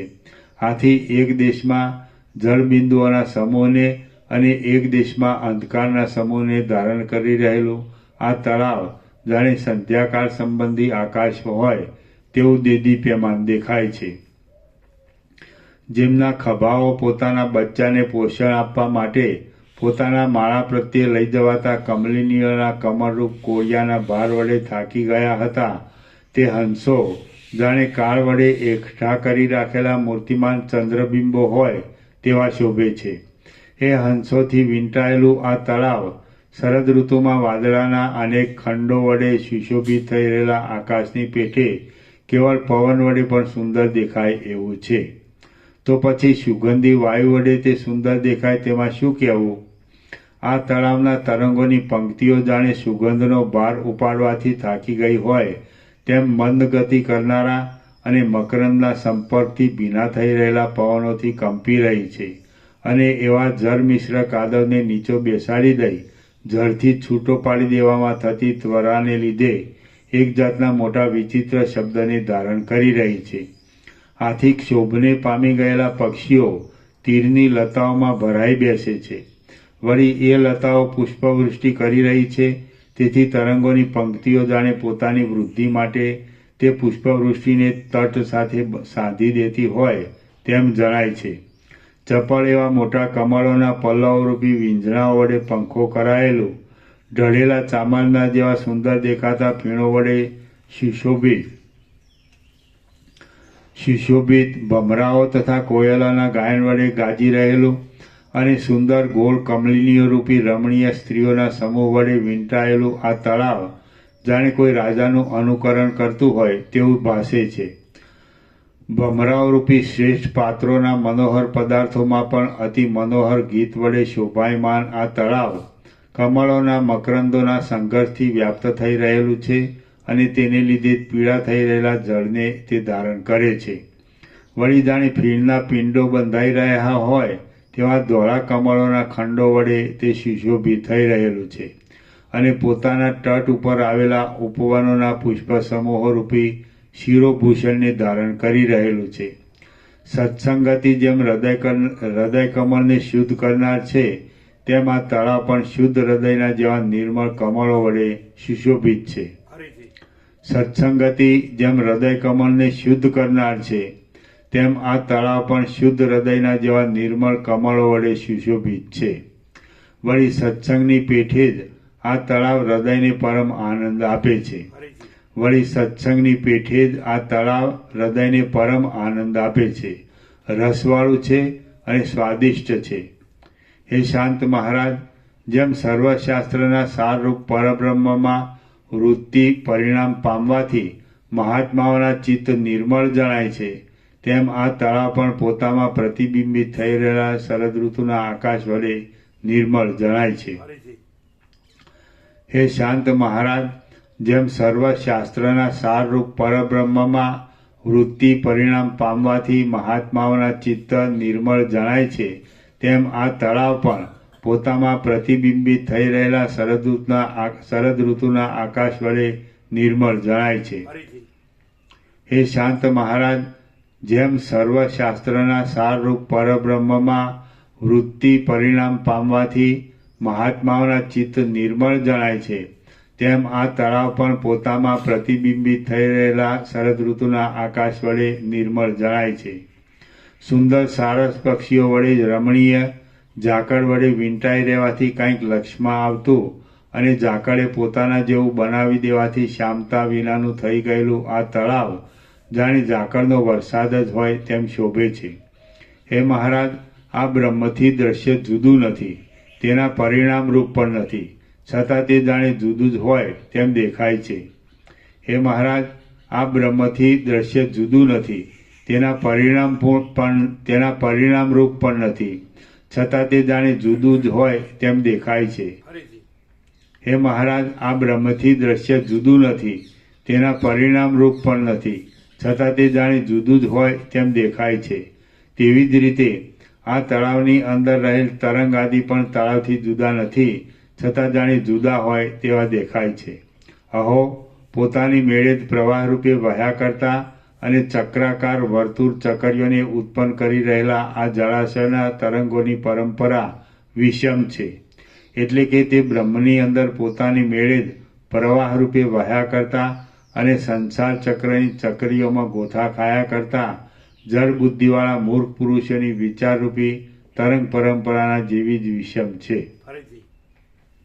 એટલે કે તે બ્રહ્મની અંદર પોતાની મેળે જ પ્રવાહ રૂપે વહ્યા કરતા અને સંસાર ચક્રની ચકરીઓમાં ગોથા ખાયા કરતા જળ બુદ્ધિવાળા મૂર્ખ પુરુષોની વિચારરૂપી તરંગ પરંપરાના જેવી જ વિષમ છે.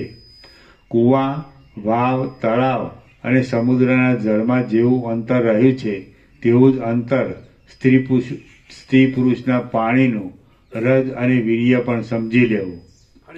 કૂવા, વાવ, તળાવ અને સમુદ્રના જળમાં જેવું અંતર રહ્યું છે, તેવું જ અંતર સ્ત્રી પુરુષના પાણીનું રજવીર્ય પણ સમજી લેવું. જેમ નાના પ્રકારની જળ યોનિઓના સંબંધથી કોઈ સુગ્ન માણસનું મન જર્જર થઈ જાય છે, તેમ જળ યોનિ કમળોના સંબંધથી આ તળાવ જર્જર થઈ ગયું છે. આમ તેના કમળોનો ઠેઠ જર્જર દશા સુધી પહોંચાડનારા એવા તરંગોના ભ્રમણને લીધે અત્યંત વ્યાપ્ત થઈ રહેલા અને સંસાર સાગરમાં ચકરીઓની પેઠે થયા કરતી ઈચ્છા, દ્વેષ આદિ વૃત્તિઓના ફેરફારોની માફક અસંખ્ય રૂપે દેખાતા એ કમળોને ગણવાને કોણ સમર્થ થઈ શકે? અહો, જળના અને જળના સમાગમની ક્રિયા આશ્ચર્યકારક છે. અહો, જળના અને જળના સમાગમની ક્રિયા આશ્ચર્યકારક જ છે. કેમ કે અત્યંત સદ્ગુણી કમળ જળના સંબંધથી પોતાના સુગંધ, સૌંદર્ય, મકરંદ આદિ ગુણોને દોષની પેઠે જ કંઠમાં રાખી અંદર છુપાવી રાખે છે અને બહાર સર્વ મનુષ્યને ખરાબ કાંટાઓના સમૂહ દેખાડે છે. જે ગુણો કમળના તંતુઓની પેઠે છિદ્રવાળા છે, સુદૃઢ નથી, સૂક્ષ્મ છે, બીજા વડે ઢંકાઈ રહેલા છે, જડતાવાળા છે તથા નિસાર છે, તેવા સદોષ ગુણોમાં ઉપાદેય બુદ્ધિ ન કરતા ઉપેક્ષા બુદ્ધિ રાખવી યોગ્ય છે. ગુણ વડે અને સુંદરતા વડે સુશોભિત તથા યશ વડે અને સુગંધ વડે પોતાના કુળને પ્રસિદ્ધિમાં લાવનારા મહાત્માઓના અને એવા જ ગુણવાળા આ કમળોના પ્રભાવને વર્ણવાને વાસુકી પણ સમર્થ નથી. ગુણ વડે અને સુંદરતા વડે સુશોભિત તથા યશ વડે અને સુગંધ વડે પોતાના કુળને પ્રસિદ્ધિમાં લાવનારા મહાત્માઓના અને એવા જ ગુણવાળા આ કમળોના પ્રભાવને વર્ણવાને વાસુકી પણ સમર્થ નથી. ગુણ વડે અને સુંદરતા વડે સુશોભિત તથા યશ વડે અને સુગંધ વડે પોતાના કુળને પ્રસિદ્ધિમાં લાવનારા મહાત્માઓના અને એવા જ ગુણવાળા આ કમળોના પ્રભાવને વર્ણવાને વાસુકી પણ સમર્થ નથી. હરિ ભગવાનના વક્ષસ્થળમાં નિવાસ કરી રહેલા લક્ષ્મીજી પણ શોભા માટે પોતાના હસ્તમાં કમળને ધારણ કરે છે. તો પછી તેના કરતાં કમળની બીજી શી પ્રશંસા કરવાની હોય? આ સૂર્ય વિકાસી અને ચંદ્ર વિકાસી કમળનું જળના સંપર્કથી જળપણું અને સૂર્યચંદ્રમા ઉપર દ્વેષ રાખવારૂપી મૂર્ખતા એ બંને વ્યાપાર તો સમાન જ છે, પરંતુ ધોળા અને કાળા રૂપ વડે તે બંનેનું વિદ્રશ્યપણું જણાઈ આવે છે. તળાવોની અંદર નવી ઉદય પામેલી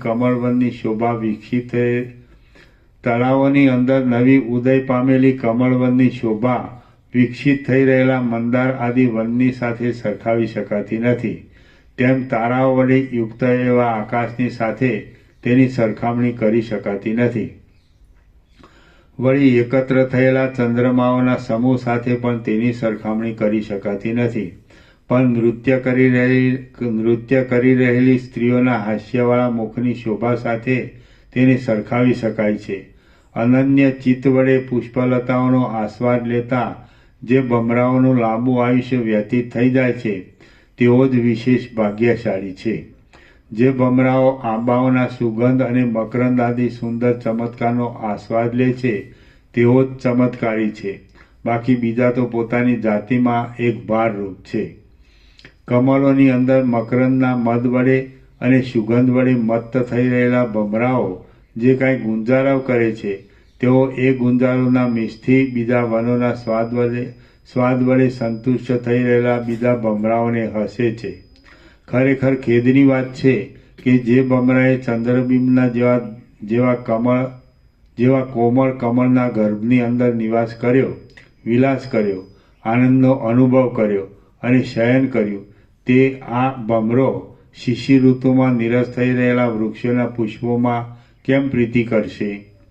બિડાઈ રહેલી મલ્લિકાના મનોહર કળી ઉપર બેઠેલો ભમરો કાળરુદ્ર શૂરમાં પરોવેલા અંધકાસુર જેવો દેખાય છે.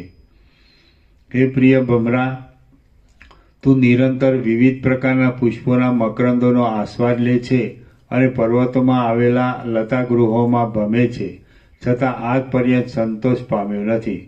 તેથી હું એમ માનું છું કે તું મકરંદમાં લપટ થઈ જવાથી દુષ્ટ ચિત્તવાળો થઈ રહ્યો છે, અથવા તને વનમાંથી કશો સાર મળતો નથી. કમળના વનની અંદરના મકરંદનો સ્વાદ અનુભવવામાં કુશળતાવાળા હે બમરા, તું કમળોના આશ્રયરૂપ તળાવમાં જા. તું તારા મકરંદ વડે પુષ્ટ થયેલા દેહને બોરડીઓના ઝાડરૂપી ગુફામાં રહેલ કાંટારૂપી કરવત વડે કપાવમાં.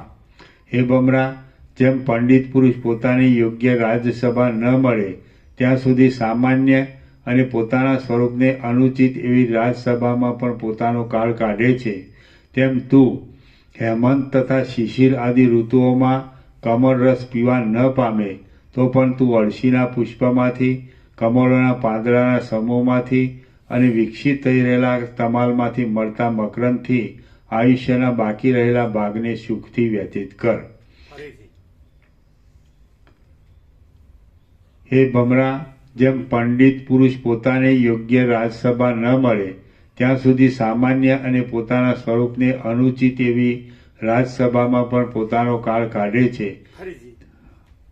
હે ભમરા, જેમ પંડિત પુરુષ પોતાને યોગ્ય રાજસભા ન મળે ત્યાં સુધી સામાન્ય અને પોતાના સ્વરૂપને અનુચિત એવી રાજસભામાં પણ પોતાનો કાળ કાઢે છે, તેમ તું હેમંત તથા શિશિર આદિ ઋતુઓમાં કમળરસ પીવા ન પામે તો પણ તું અળસીના પુષ્પમાંથી, કમળોના પાંદડાના સમૂહમાંથી અને વિકસિત થઈ રહેલા તમાલમાંથી મળતા મકરંદથી આયુષ્યના બાકી રહેલા ભાગને સુખથી વ્યતીત કર. હે મહારાજ, તળાવના પેટાળમાં રહેલી કમલિનીઓના કેસરોનો ઉપભોગ કરી રક્ષા કરાયેલી અને કમલિનીના જેવી જ શોભા વડે રમણીય હંસોની પંક્તિરૂપી નિર્મળ વેલ જાણે શામનું ગાયન કરતી હોય તેમ ગંભીર શબ્દ કરે છે તે આપ જુઓ. આકાશમાં પોતાની સ્ત્રીને હસીને અનુસરી રહેલો હંસ હિંચકા જેવા કમળના માળામાં રહેલી અને તળાવમાં પ્રતિબિંબિત થઈ રહેલી પોતાની સ્ત્રીને જોઈને તેના પડવાની અને જળમાં ડૂબવાની શંકાથી મૂર્છિત થઈ જાય છે. હે મહારાજ, પોતાની સ્ત્રીને અનુસરી રહેલો હંસ હંસીને જળમાં પ્રતિબિંબિત થયેલી જોઈ તેના ડૂબી જવાની શંકાથી મૂર્છિત થઈ મરણ પામ્યો. આવું અત્યંત લંપટપણું કોઈને પણ થશો માં. હે મહારાજ, રાજહંસ લીલા વડે જે કાંઈ મધુર અને ગંભીર શબ્દ કરે છે તેવો શબ્દ બગલો સેંકડો વર્ષ શીખે તો પણ તેને આવડે એમ નથી.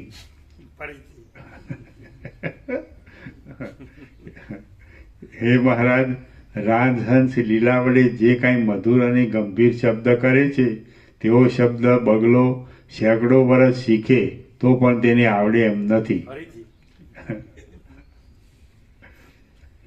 હે મહારાજ, રાજહંસ લીલા વડે જે કાંઈ મધુર અને ગંભીર શબ્દ કરે છે તેવો શબ્દ બગલો સેંકડો વર્ષ શીખે તો પણ તેને આવડે એમ નથી. જન્મસ્થાન, આકાર, જાતિ, ચેષ્ટા અને આહાર આ બધું સમાન છતાં હંસમાં અને રાજહંસમાં જે કાંઈ અત્યંત તારતમ્ય રહેલું છે તે જુદા જ પ્રકારનું છે. જન્મસ્થાન, આકાર, જાતિ, ચેષ્ટા અને આહાર આ બધું સમાન છતાં હંસમાં અને રાજહંસમાં જે કાંઈ અત્યંત તારતમ્ય રહેલું છે તે જુદા જ પ્રકારનું છે.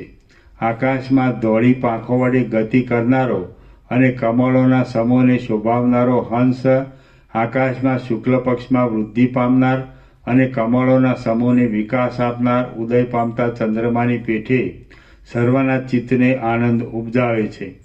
ઊંચા નાળવાળી કમલિનીના નાળરૂપી કદલી સ્તંભ વડે વ્યાપ્ત ઊંચા નાળવાળી કમલિનીના નાળરૂપી કદલી સ્તંભ વડે વ્યાપ્ત કમળવનમાં વિહાર કરનાર હંસોની શોભાને બીજું કયું પક્ષી પામે છે?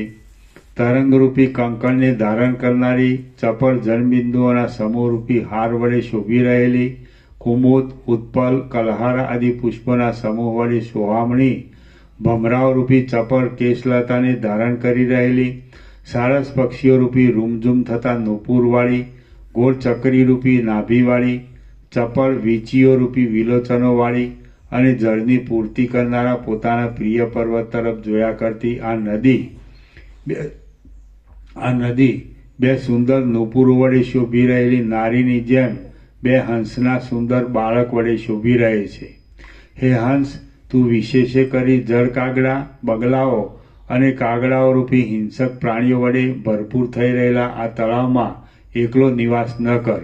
કેમ કે આપત્તિમાં પણ અહીં સમાન શીલવાળા, સમાન વયવાળા અને સમાન વચનવાળા પોતાના વર્ગના હંસો સાથે જ સંગતિ રાખવી એ પરિણામે સુખ આપનાર છે. પોતાના ચરણ વડે મોટા હાથીઓના કેમ કે આપત્તિમાં પણ અહીં સમાન શીલવાળા, સમાન વયવાળા અને સમાન વચનવાળા પોતાના વર્ગના હંસો સાથે જ સંગતિ રાખવી એ પરિણામે સુખ આપનાર છે. પોતાના ચરણ વડે મોટા હાથીઓના મસ્તકરૂપી તટને દબાવનારો, કેવળ કમળના વનમાં જ વિહાર કરનારો અને કલહાર તથા ઉત્પલ આદિ જાતિના કમળોના તેમજ ડોલર, ચંપો તથા બીજી લતાઓના ઉપભોગ વડે સૌભાગ્ય ભોગવનારો આ ભ્રમર પણ દૈવ યોગે ઠંડી શિશિર ઋતુમાં ઢેફા અને ઘાસનો આસ્વાદ લેતા સુકાઈ ગયેલા બગલા જેવો થઈ ગયો છે. અહો, વિપત્તિમાં મોટાઓને પણ દીનતામાં મન લગાડવું પડે છે. હે મહારાજ, હું હંસની પાંખો વડે સરળ થઈ રહેલા કમળના વનમાં ફરતો હતો ત્યારે મહાદેદીપ્યમાન કમળના પાંદડાની અંદર બેઠેલા હંસના બાળકે તેના પિતા પ્રત્યે ઊંચે સ્વરે જે વાક્ય કહ્યું હતું તે ઘણો સમય વિચાર કરતા મને હમણાં યાદ આવે છે. તેણે કહ્યું હતું કે હે તાત, આ કમલીની મધ્યાહનકાળમાં પણ મારા મસ્તકના ભાગ ઉપર જાણે ધોળા મોતીઓની વૃષ્ટિ કરતી હોય તેમ સહસા ફેલાઈ જનાર પોતાના ઠંડા જળબિંદુઓના સમૂહને પ્રત્યક્ષ રીતે નાખે છે. તે જુઓ, આકાશમાં ગતિ કરનાર ચંદ્રમાની પેઠે આ તળાવના શાંત જળમાં મૌનપણે ઘણા કાળથી ગતિ કરનાર હંસની પાંખો પથ્થરોની પેઠે કમળોની નાળો સાથે અથડાય છે. આથી તે જાણે સાક્ષાત બ્રહ્માના કમળમાંથી નીચે પડતા હોય તેમ જે જળબિંદુઓ કમળરૂપી પડિયામાંથી એ હંસની ઉપર પડે છે તેની નીચે જળની અંદર ફરનારા પ્રાણીઓ ગંગાજળની પેઠે પરમ પ્રસન્નતાથી તરત જ પી જાય છે. શ્રી યોગવાસિષ્ઠ મહારામાયણમાં નિર્વાણ પ્રકરણના ઉત્તરાર્ધનો પદ્મ ભ્રમર હંસ વર્ણન નામનો સર્ગ 117મો સમાપ્ત. ઓમ ઓમ ઓમ. આના નંબર 1502.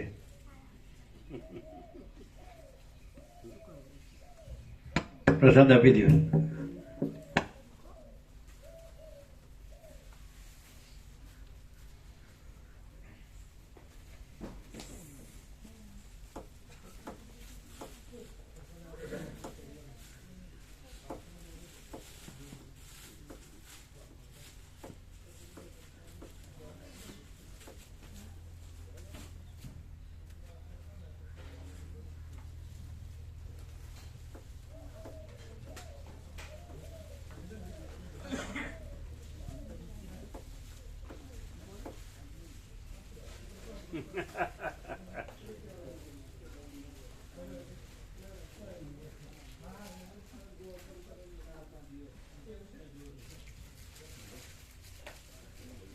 सेंटर में आके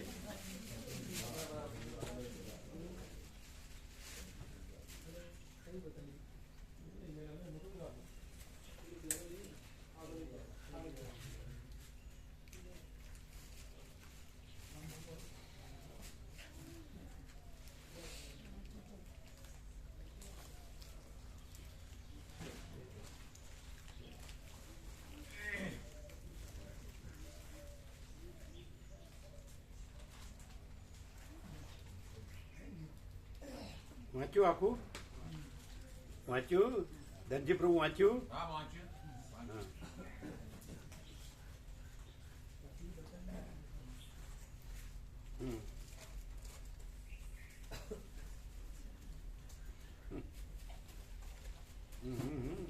અરે આમ રેવું વાંચો દો હા કરો ઊંચું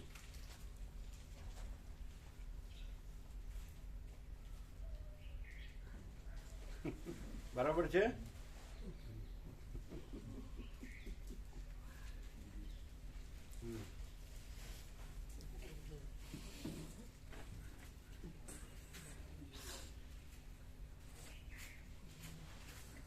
અમને ખ્યાલ નતો કે આવું આમાં ફોટો પણ આવે. પહેલી વાર અમને તો ખ્યાલ આવ્યો. અમે જોયું ને કોઈ દિવસ.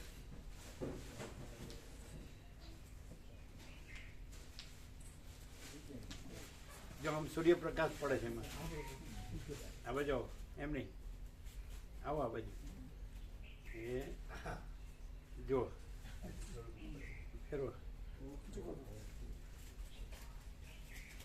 ઊંચું કરો વચ્ચે આવો આ બાજુ કરો ઊંચું બરાબર સીધું રાખો બરાબર.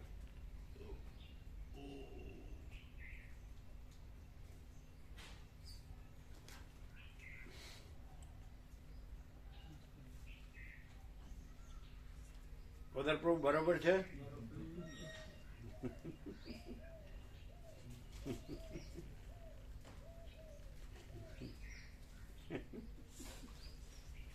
गुजराती समझ में आती है? अच्छा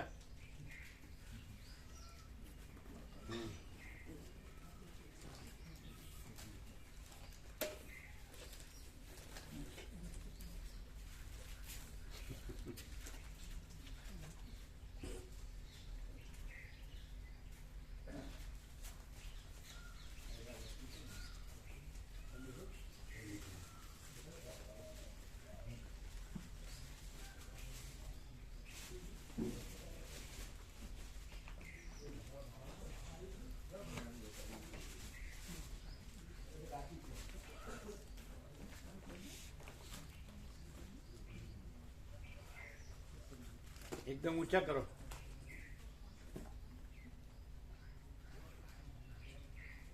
પાછા આવો, આમ પાછળ આવો. હા, બસ. વંચાય છે કોદર પ્રભુ? ધ્યાનથી, શાંતિથી અને ધ્યાનથી વાંચો.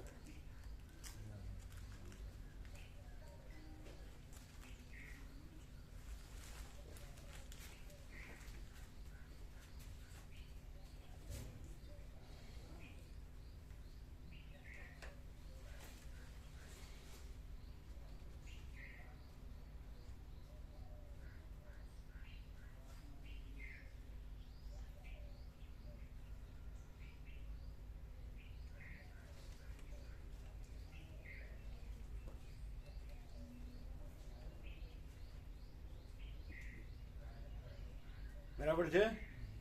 ચૈતન્ય ચૈતન્ય કરે ને જળને અધીન રહે એનો શું અર્થ? વાંચ્યું ધનજી પ્રભુ બરાબર? ચૈતન્ય ચૈતન્ય કરે અને જળને અધીન રહે એનો શું અર્થ?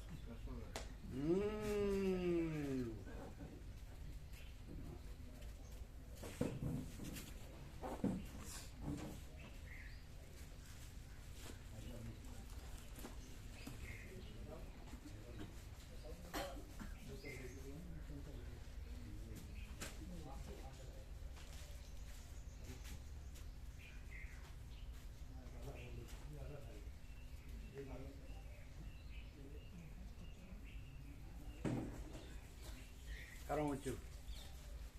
પાછા આવો. કરો ઊંચું. વચ્ચે આવો, વચ્ચે. હા, કરો ઊંચું.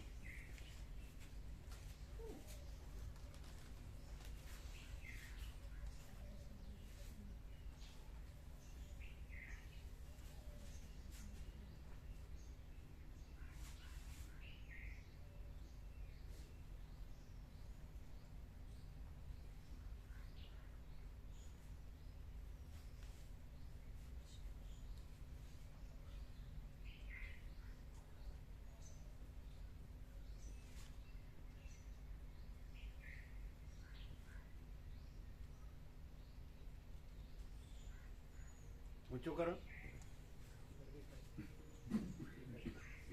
બરાબર છે? એક જ આત્મા છે. આ હું આત્મા ને તું આત્મા ને તે આત્મા એવું નથી. વાંચ્યું ધનજી પ્રભુ?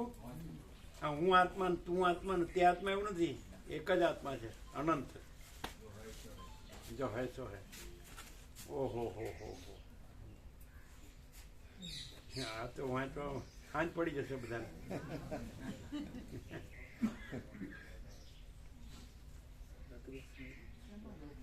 નીચે રાખો.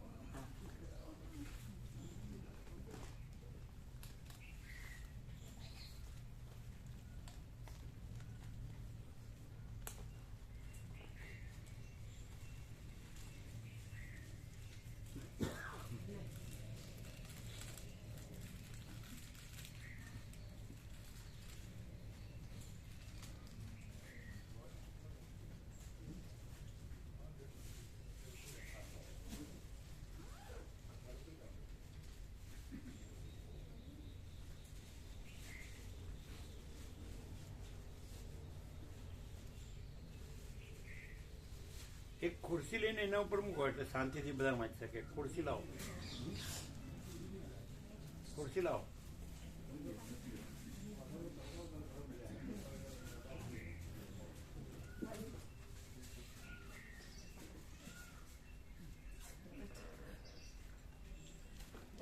ત્યાં ખુરશી સેન્ટરમાં મૂકો.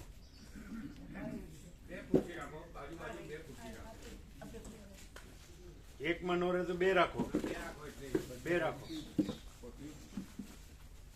સેન્ટરમાં લ્યો, સેન્ટરમાં લ્યો બે ખુરશી. થોડી ઢાળમાં છે.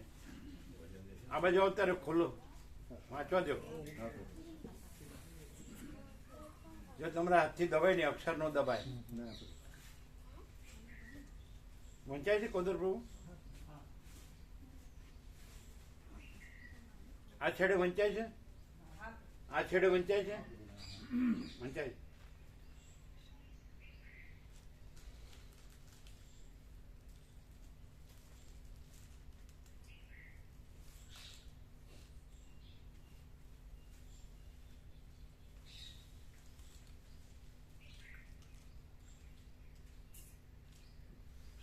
એમ પકડી રાખજો, અમે આવીએ 2 મિનિટમાં. પકડી રાખજો.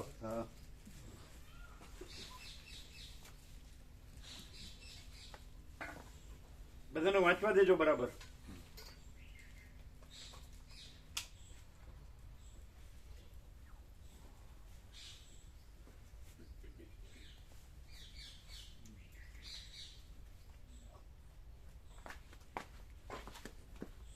ફરી ફરીને શાંતિથી વાંચો. બેસો બરાબર. આખું વાંચો ફરી ફરીને. અમે આવીએ 2 મિનિટમાં. કેવું હોય તો બોલો. હવે ખ્યાલ આવ્યો? એનો સાર બધે કંઈ ને કંઈ ભેદાભેદ છે. અહીં કોઈ ભેદાભેદ નથી. આખો પ્રકાશ એક જ છે. પછી હું આત્મા ને તું આત્મા ને એવું નથી. એમ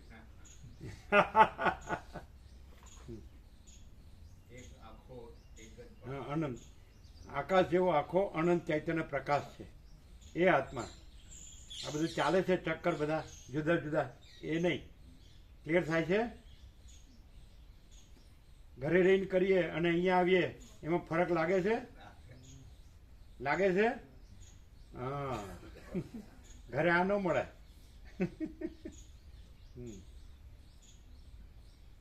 વાંચ્યું બધાએ?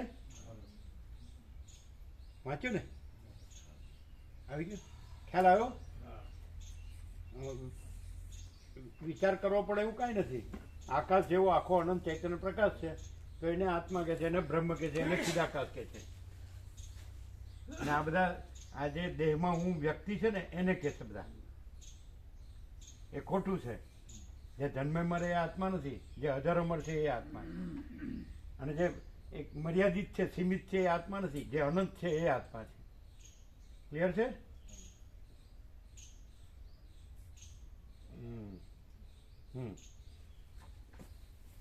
ક્લિયર થાય છે ને? શું કોદર પ્રભુ? આ સૂર્ય છે તો આખો પ્રકાશ એક જ છે. એવી રીતે બ્રહ્મ સૂર્ય, પરમાત્મા સૂર્ય છે, ચિદાકાશ સૂર્ય છે. એ આખો પ્રકાશ એક જ છે. એ આત્મા. આ હું તું તે નહીં.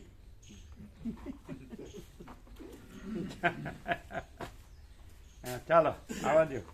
આવી ગયા બધા? एक रह गया ना, એક જ રહી ગયું. एक छोटे वाला रह गया, सबसे लास्ट રહી में, ગયા. सबसे लास्ट में राइट हैंड साइड में ओवरऑल प्रैक्टिकल वाला, ओवरऑल प्रैक्टिकल ओवरऑल प्रैक्टिकल वाला उसको नहीं मिलेगा. ये इधर ही रखा है. नहीं मिलेगा.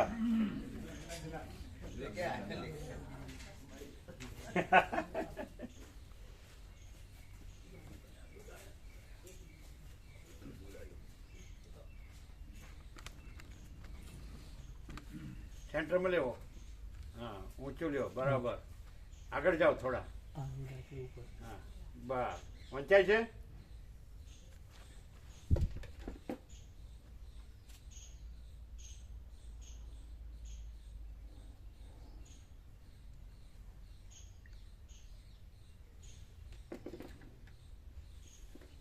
બરાબર છે? ક્લિયર? આમાં કઈ વિચાર કરવો પડે એવું છે? કેવું કેવું बिल्कुल नहीं, बिल्कुल नहीं.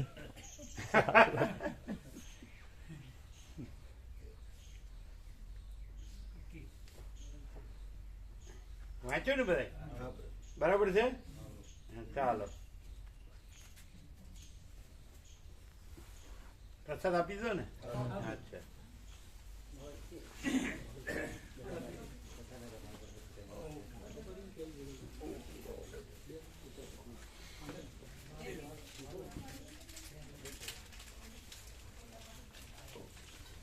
કેવો પ્રકાશ છે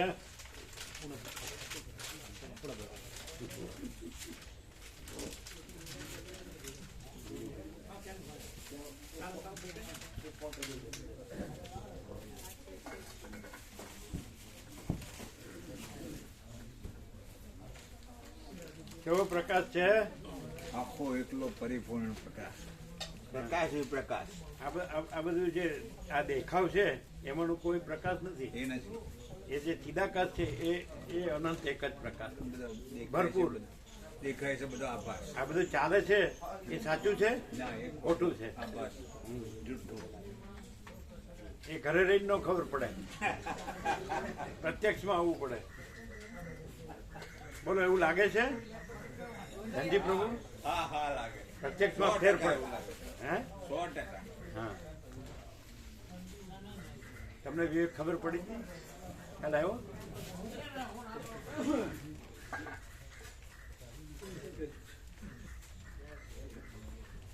એટલે વિવેક તેજી કર્યો એમાં તમે હતા ને તમે નહોતા તમે ચિરાગ પ્રભુ હતા ને એટલે ગમે તેવાની સાથે જોડવું નહીં જે સરળ હોય ઉદાર હોય શિક્ષિત હોય અને બીજું કે એ પોતે આખા ઘરનું ફેમિલી નભાવતો હોય પોતે તમારા ઉપર આધાર ન રાખવો પડે સમજે છે કે તમે ભલે તમે અર્નિંગ કરો વસ્તુ જુદી પણ એ નહીં એ બિલકુલ કાંઈ ન હોય કાંઈ કરતો ન હોય સમજાય છે કે નહીં એવાની સાથે જોડાવું નહીં જે પોતે આખું ફેમિલીનું સંભાળતો હોય તમારી પણ અપેક્ષા ન હોય ખ્યાલ આવે છે શિક્ષિત હોય ઘણો ઘણો અને એ લોકોનું ફેમિલી હોય ને વેલ સેટ હોય બધું સમજાય બધું વેલ સેટ બરોબર ચાલતું હોય એ સંભાળતું હોય બધું એ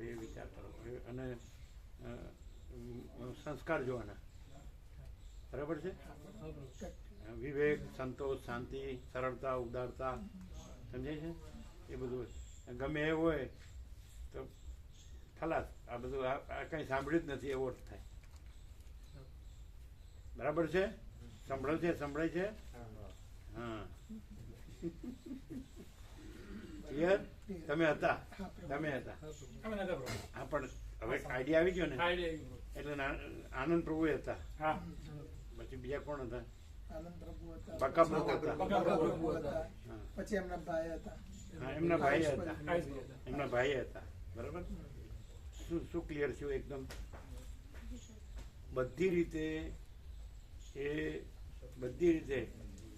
એ પોતે આત્મનિર્ભર સેલ્ફ ડિપેન્ડન્ટ આત્મનિર્ભર હોવો જોઈએ બરાબર છે એમ પછી તમારે માથે જ બધું આપ તૂટી પડે તો પછી મૂરખ બનશો આ કાંઈ સાંભળ્યું જ નથી તમારે કાંઈ કરવું ન પડે અને એનાથી સહજ બધું થતું હોય શું આંખો ફાડીને હું આમ જોઈએ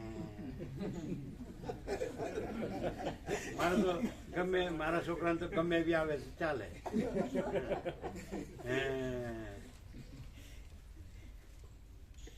મૂળજી પ્રભુ કોઈ આ વિવેક કરે બરાબર છે સાંભળ્યું ને બરાબર હે ખબર પડી હા ખબર પડી બધાને ક્લિયર આત્મનિર્ભર હોવો જોઈએ વિવેકી હોવો જોઈએ સંતોષ શાંતિ અને સરળ ને ઉદાર હોવો જોઈએ સમદ્રષ્ટિ હોવું જોઈએ આમ અનંતને ઓળખતો હોય ને એ મેઇન અનંતને ન ઓળખતો હોય પોતાના દેહ જ માનતો હોય ને તો હાવ કાંઈ નહીં અનંતને ઓળખતો હોય પૂર્ણને ઓળખતો હોય પ્રકાશને આનંદને શાંતિને ઓળખતો હોય તો બરાબર. અને આત્મનિર્ભર હોય, બીજા ઉપર નિર્ભર ન હોય, નભતો ન હોય, પોતા સમજાય છે? આત્મનિર્ભર, સેલ્ફ ડિપેન્ડન્ટ હોવો જોઈએ. ખબર પડે? તમારા ઉપર તમારે કાંઈ ન કરવું પડે અને બધું આપોઆપ તંત્ર વ્યવસ્થિત હોય, વિવેક, સંતોષ, શાંતિ. બરાબર છે? ખબર પડી ને? આલિયું માલિયું જમાલિયું ન ચાલે, એલફેલ ન ચાલે, વ્યવસ્થિત. સમજાય? શિક્ષિત હોય, વિવેકી હોય, સંતોષ શાંતિ વાળો, સારા સંસ્કાર વાળો હોય, કોઈ વ્યસન ન હોય. સમજાય? કોઈ વ્યસન ન હોય, સારા સંસ્કાર હોય, અભ્યાસ હોય, સારો અભ્યાસ હોય. સમજાય ને? શિક્ષિત હોય, આત્મનિર્ભર હોય, પગભર હોય. બરાબર છે? યસ. કે ખાલી આ ઉપરથી ખાલી સાંભળ્યું છે શબ્દોમાં જ, અને પ્રકાશથી જો સાંભળ્યો છે ને તો અંધકારમાં નહીં જાઓ, પ્રકાશમાં જ રહેશો. બરાબર છે? અને દેહ અને દેહના સંબંધો મુખ્ય નથી, પણ આત્મા પરમાત્મા છે એ મુખ્ય છે. દેહ અને દેહના સંબંધો મુખ્ય નથી, આત્મા પરમાત્મા છે એ મુખ્ય છે. રેડી? પછી કહેતા નહીં કે પૂર્ણ પ્રકાશ નહોતો મળ્યો. શું કહો છો? બરાબર? આ લોકો અમારી પાસે આવ્યા હતા એટલે પૂછ્યું તું, એટલે એ લોકોને એમ કે ગમે એમાં સહી કરી દે છે. સમજ્યા? લફંગામાં સહી કરી દે છે એમ. બોલો કેમ છે? બરાબર છે? આવું મા બાપે કે પ્રભુ મા બાપને તો પતિ જાય ઉતાવળ હોય, મા બાપને પતિ જાય એમાં ઉતાવળ હોય જવાબદારી બધી ગઈ. એવું. અને આ તો કુવામાં નાખવાની ઉતાવળ. અને તો એકદમ જીવન શાંતિમાં જાય એવી રીતે બધી રીતે. શું થયું? તમે એ પ્રસાદ છે ડાયરેક્ટ જવાનું છે બધા બટાકા પૌવા બધું તૈયાર છે. આ તો કેવું તું ને. બધાને કીધું પણ હા, કરો રવિવાર છે. રવિવાર છે. બોલાવો. બધા પ્રસાદ છે, પ્રસાદ લેજો. એ શું કામ આગ્રહ કરે ખબર છે? એને બનાવ્યું છે ને એટલે કે મેં બનાવ્યું હાડું કોઈ ઉભું રહેતું નથી. લ્યો એને ભાવથી બનાવ્યું છે. જો પ્રસાદ, બધા પ્રસાદ લ્યો. બોલાવો બધાને, બોલાવો. એમ કે મેં બનાવ્યું છે. ગુજરાતી વિવેક સમજમાં આયા? ऐसा है? સમય આલો, થોડો સમય આપજો. હા.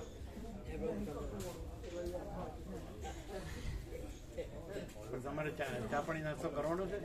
ના થઈ ગયું, ફટોફટ તમારી અનુકૂળતા. ના, બેઠા જ છીએ.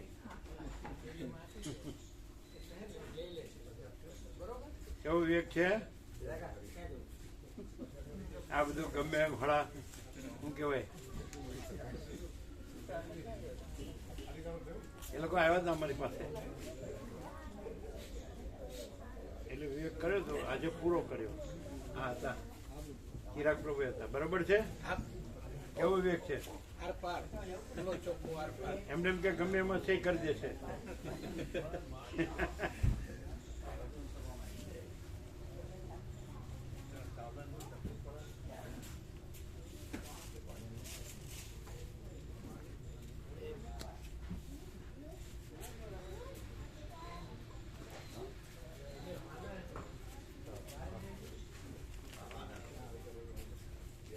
આમ તો છોકરાને ગમે એવી મળે તો ચાલે, પત્યું એમ.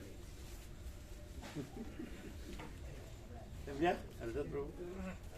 છોકરાને એકવાર ગમે એવી મળી જાય એટલે આપણે પત્યું એમ. આપણી જવાબદારી પૂરી થઈ ગઈ.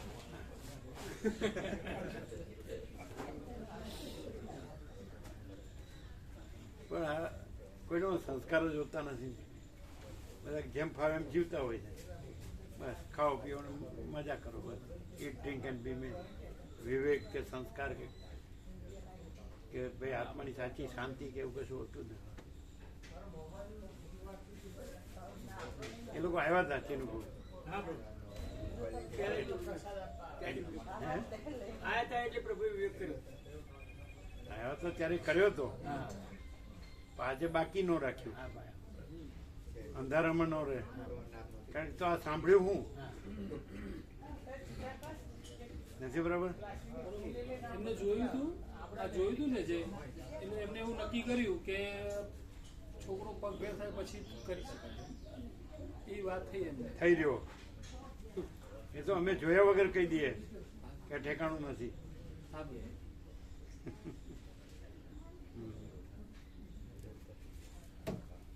आपने चाय नाश्ता किया? जी बोलिए. अब क्या हिंदी में बोलिए. जो मैं तो सिर्फ हिंदी ही आपको जो कहना हो कह सकते हैं. बैठिए बैठिए.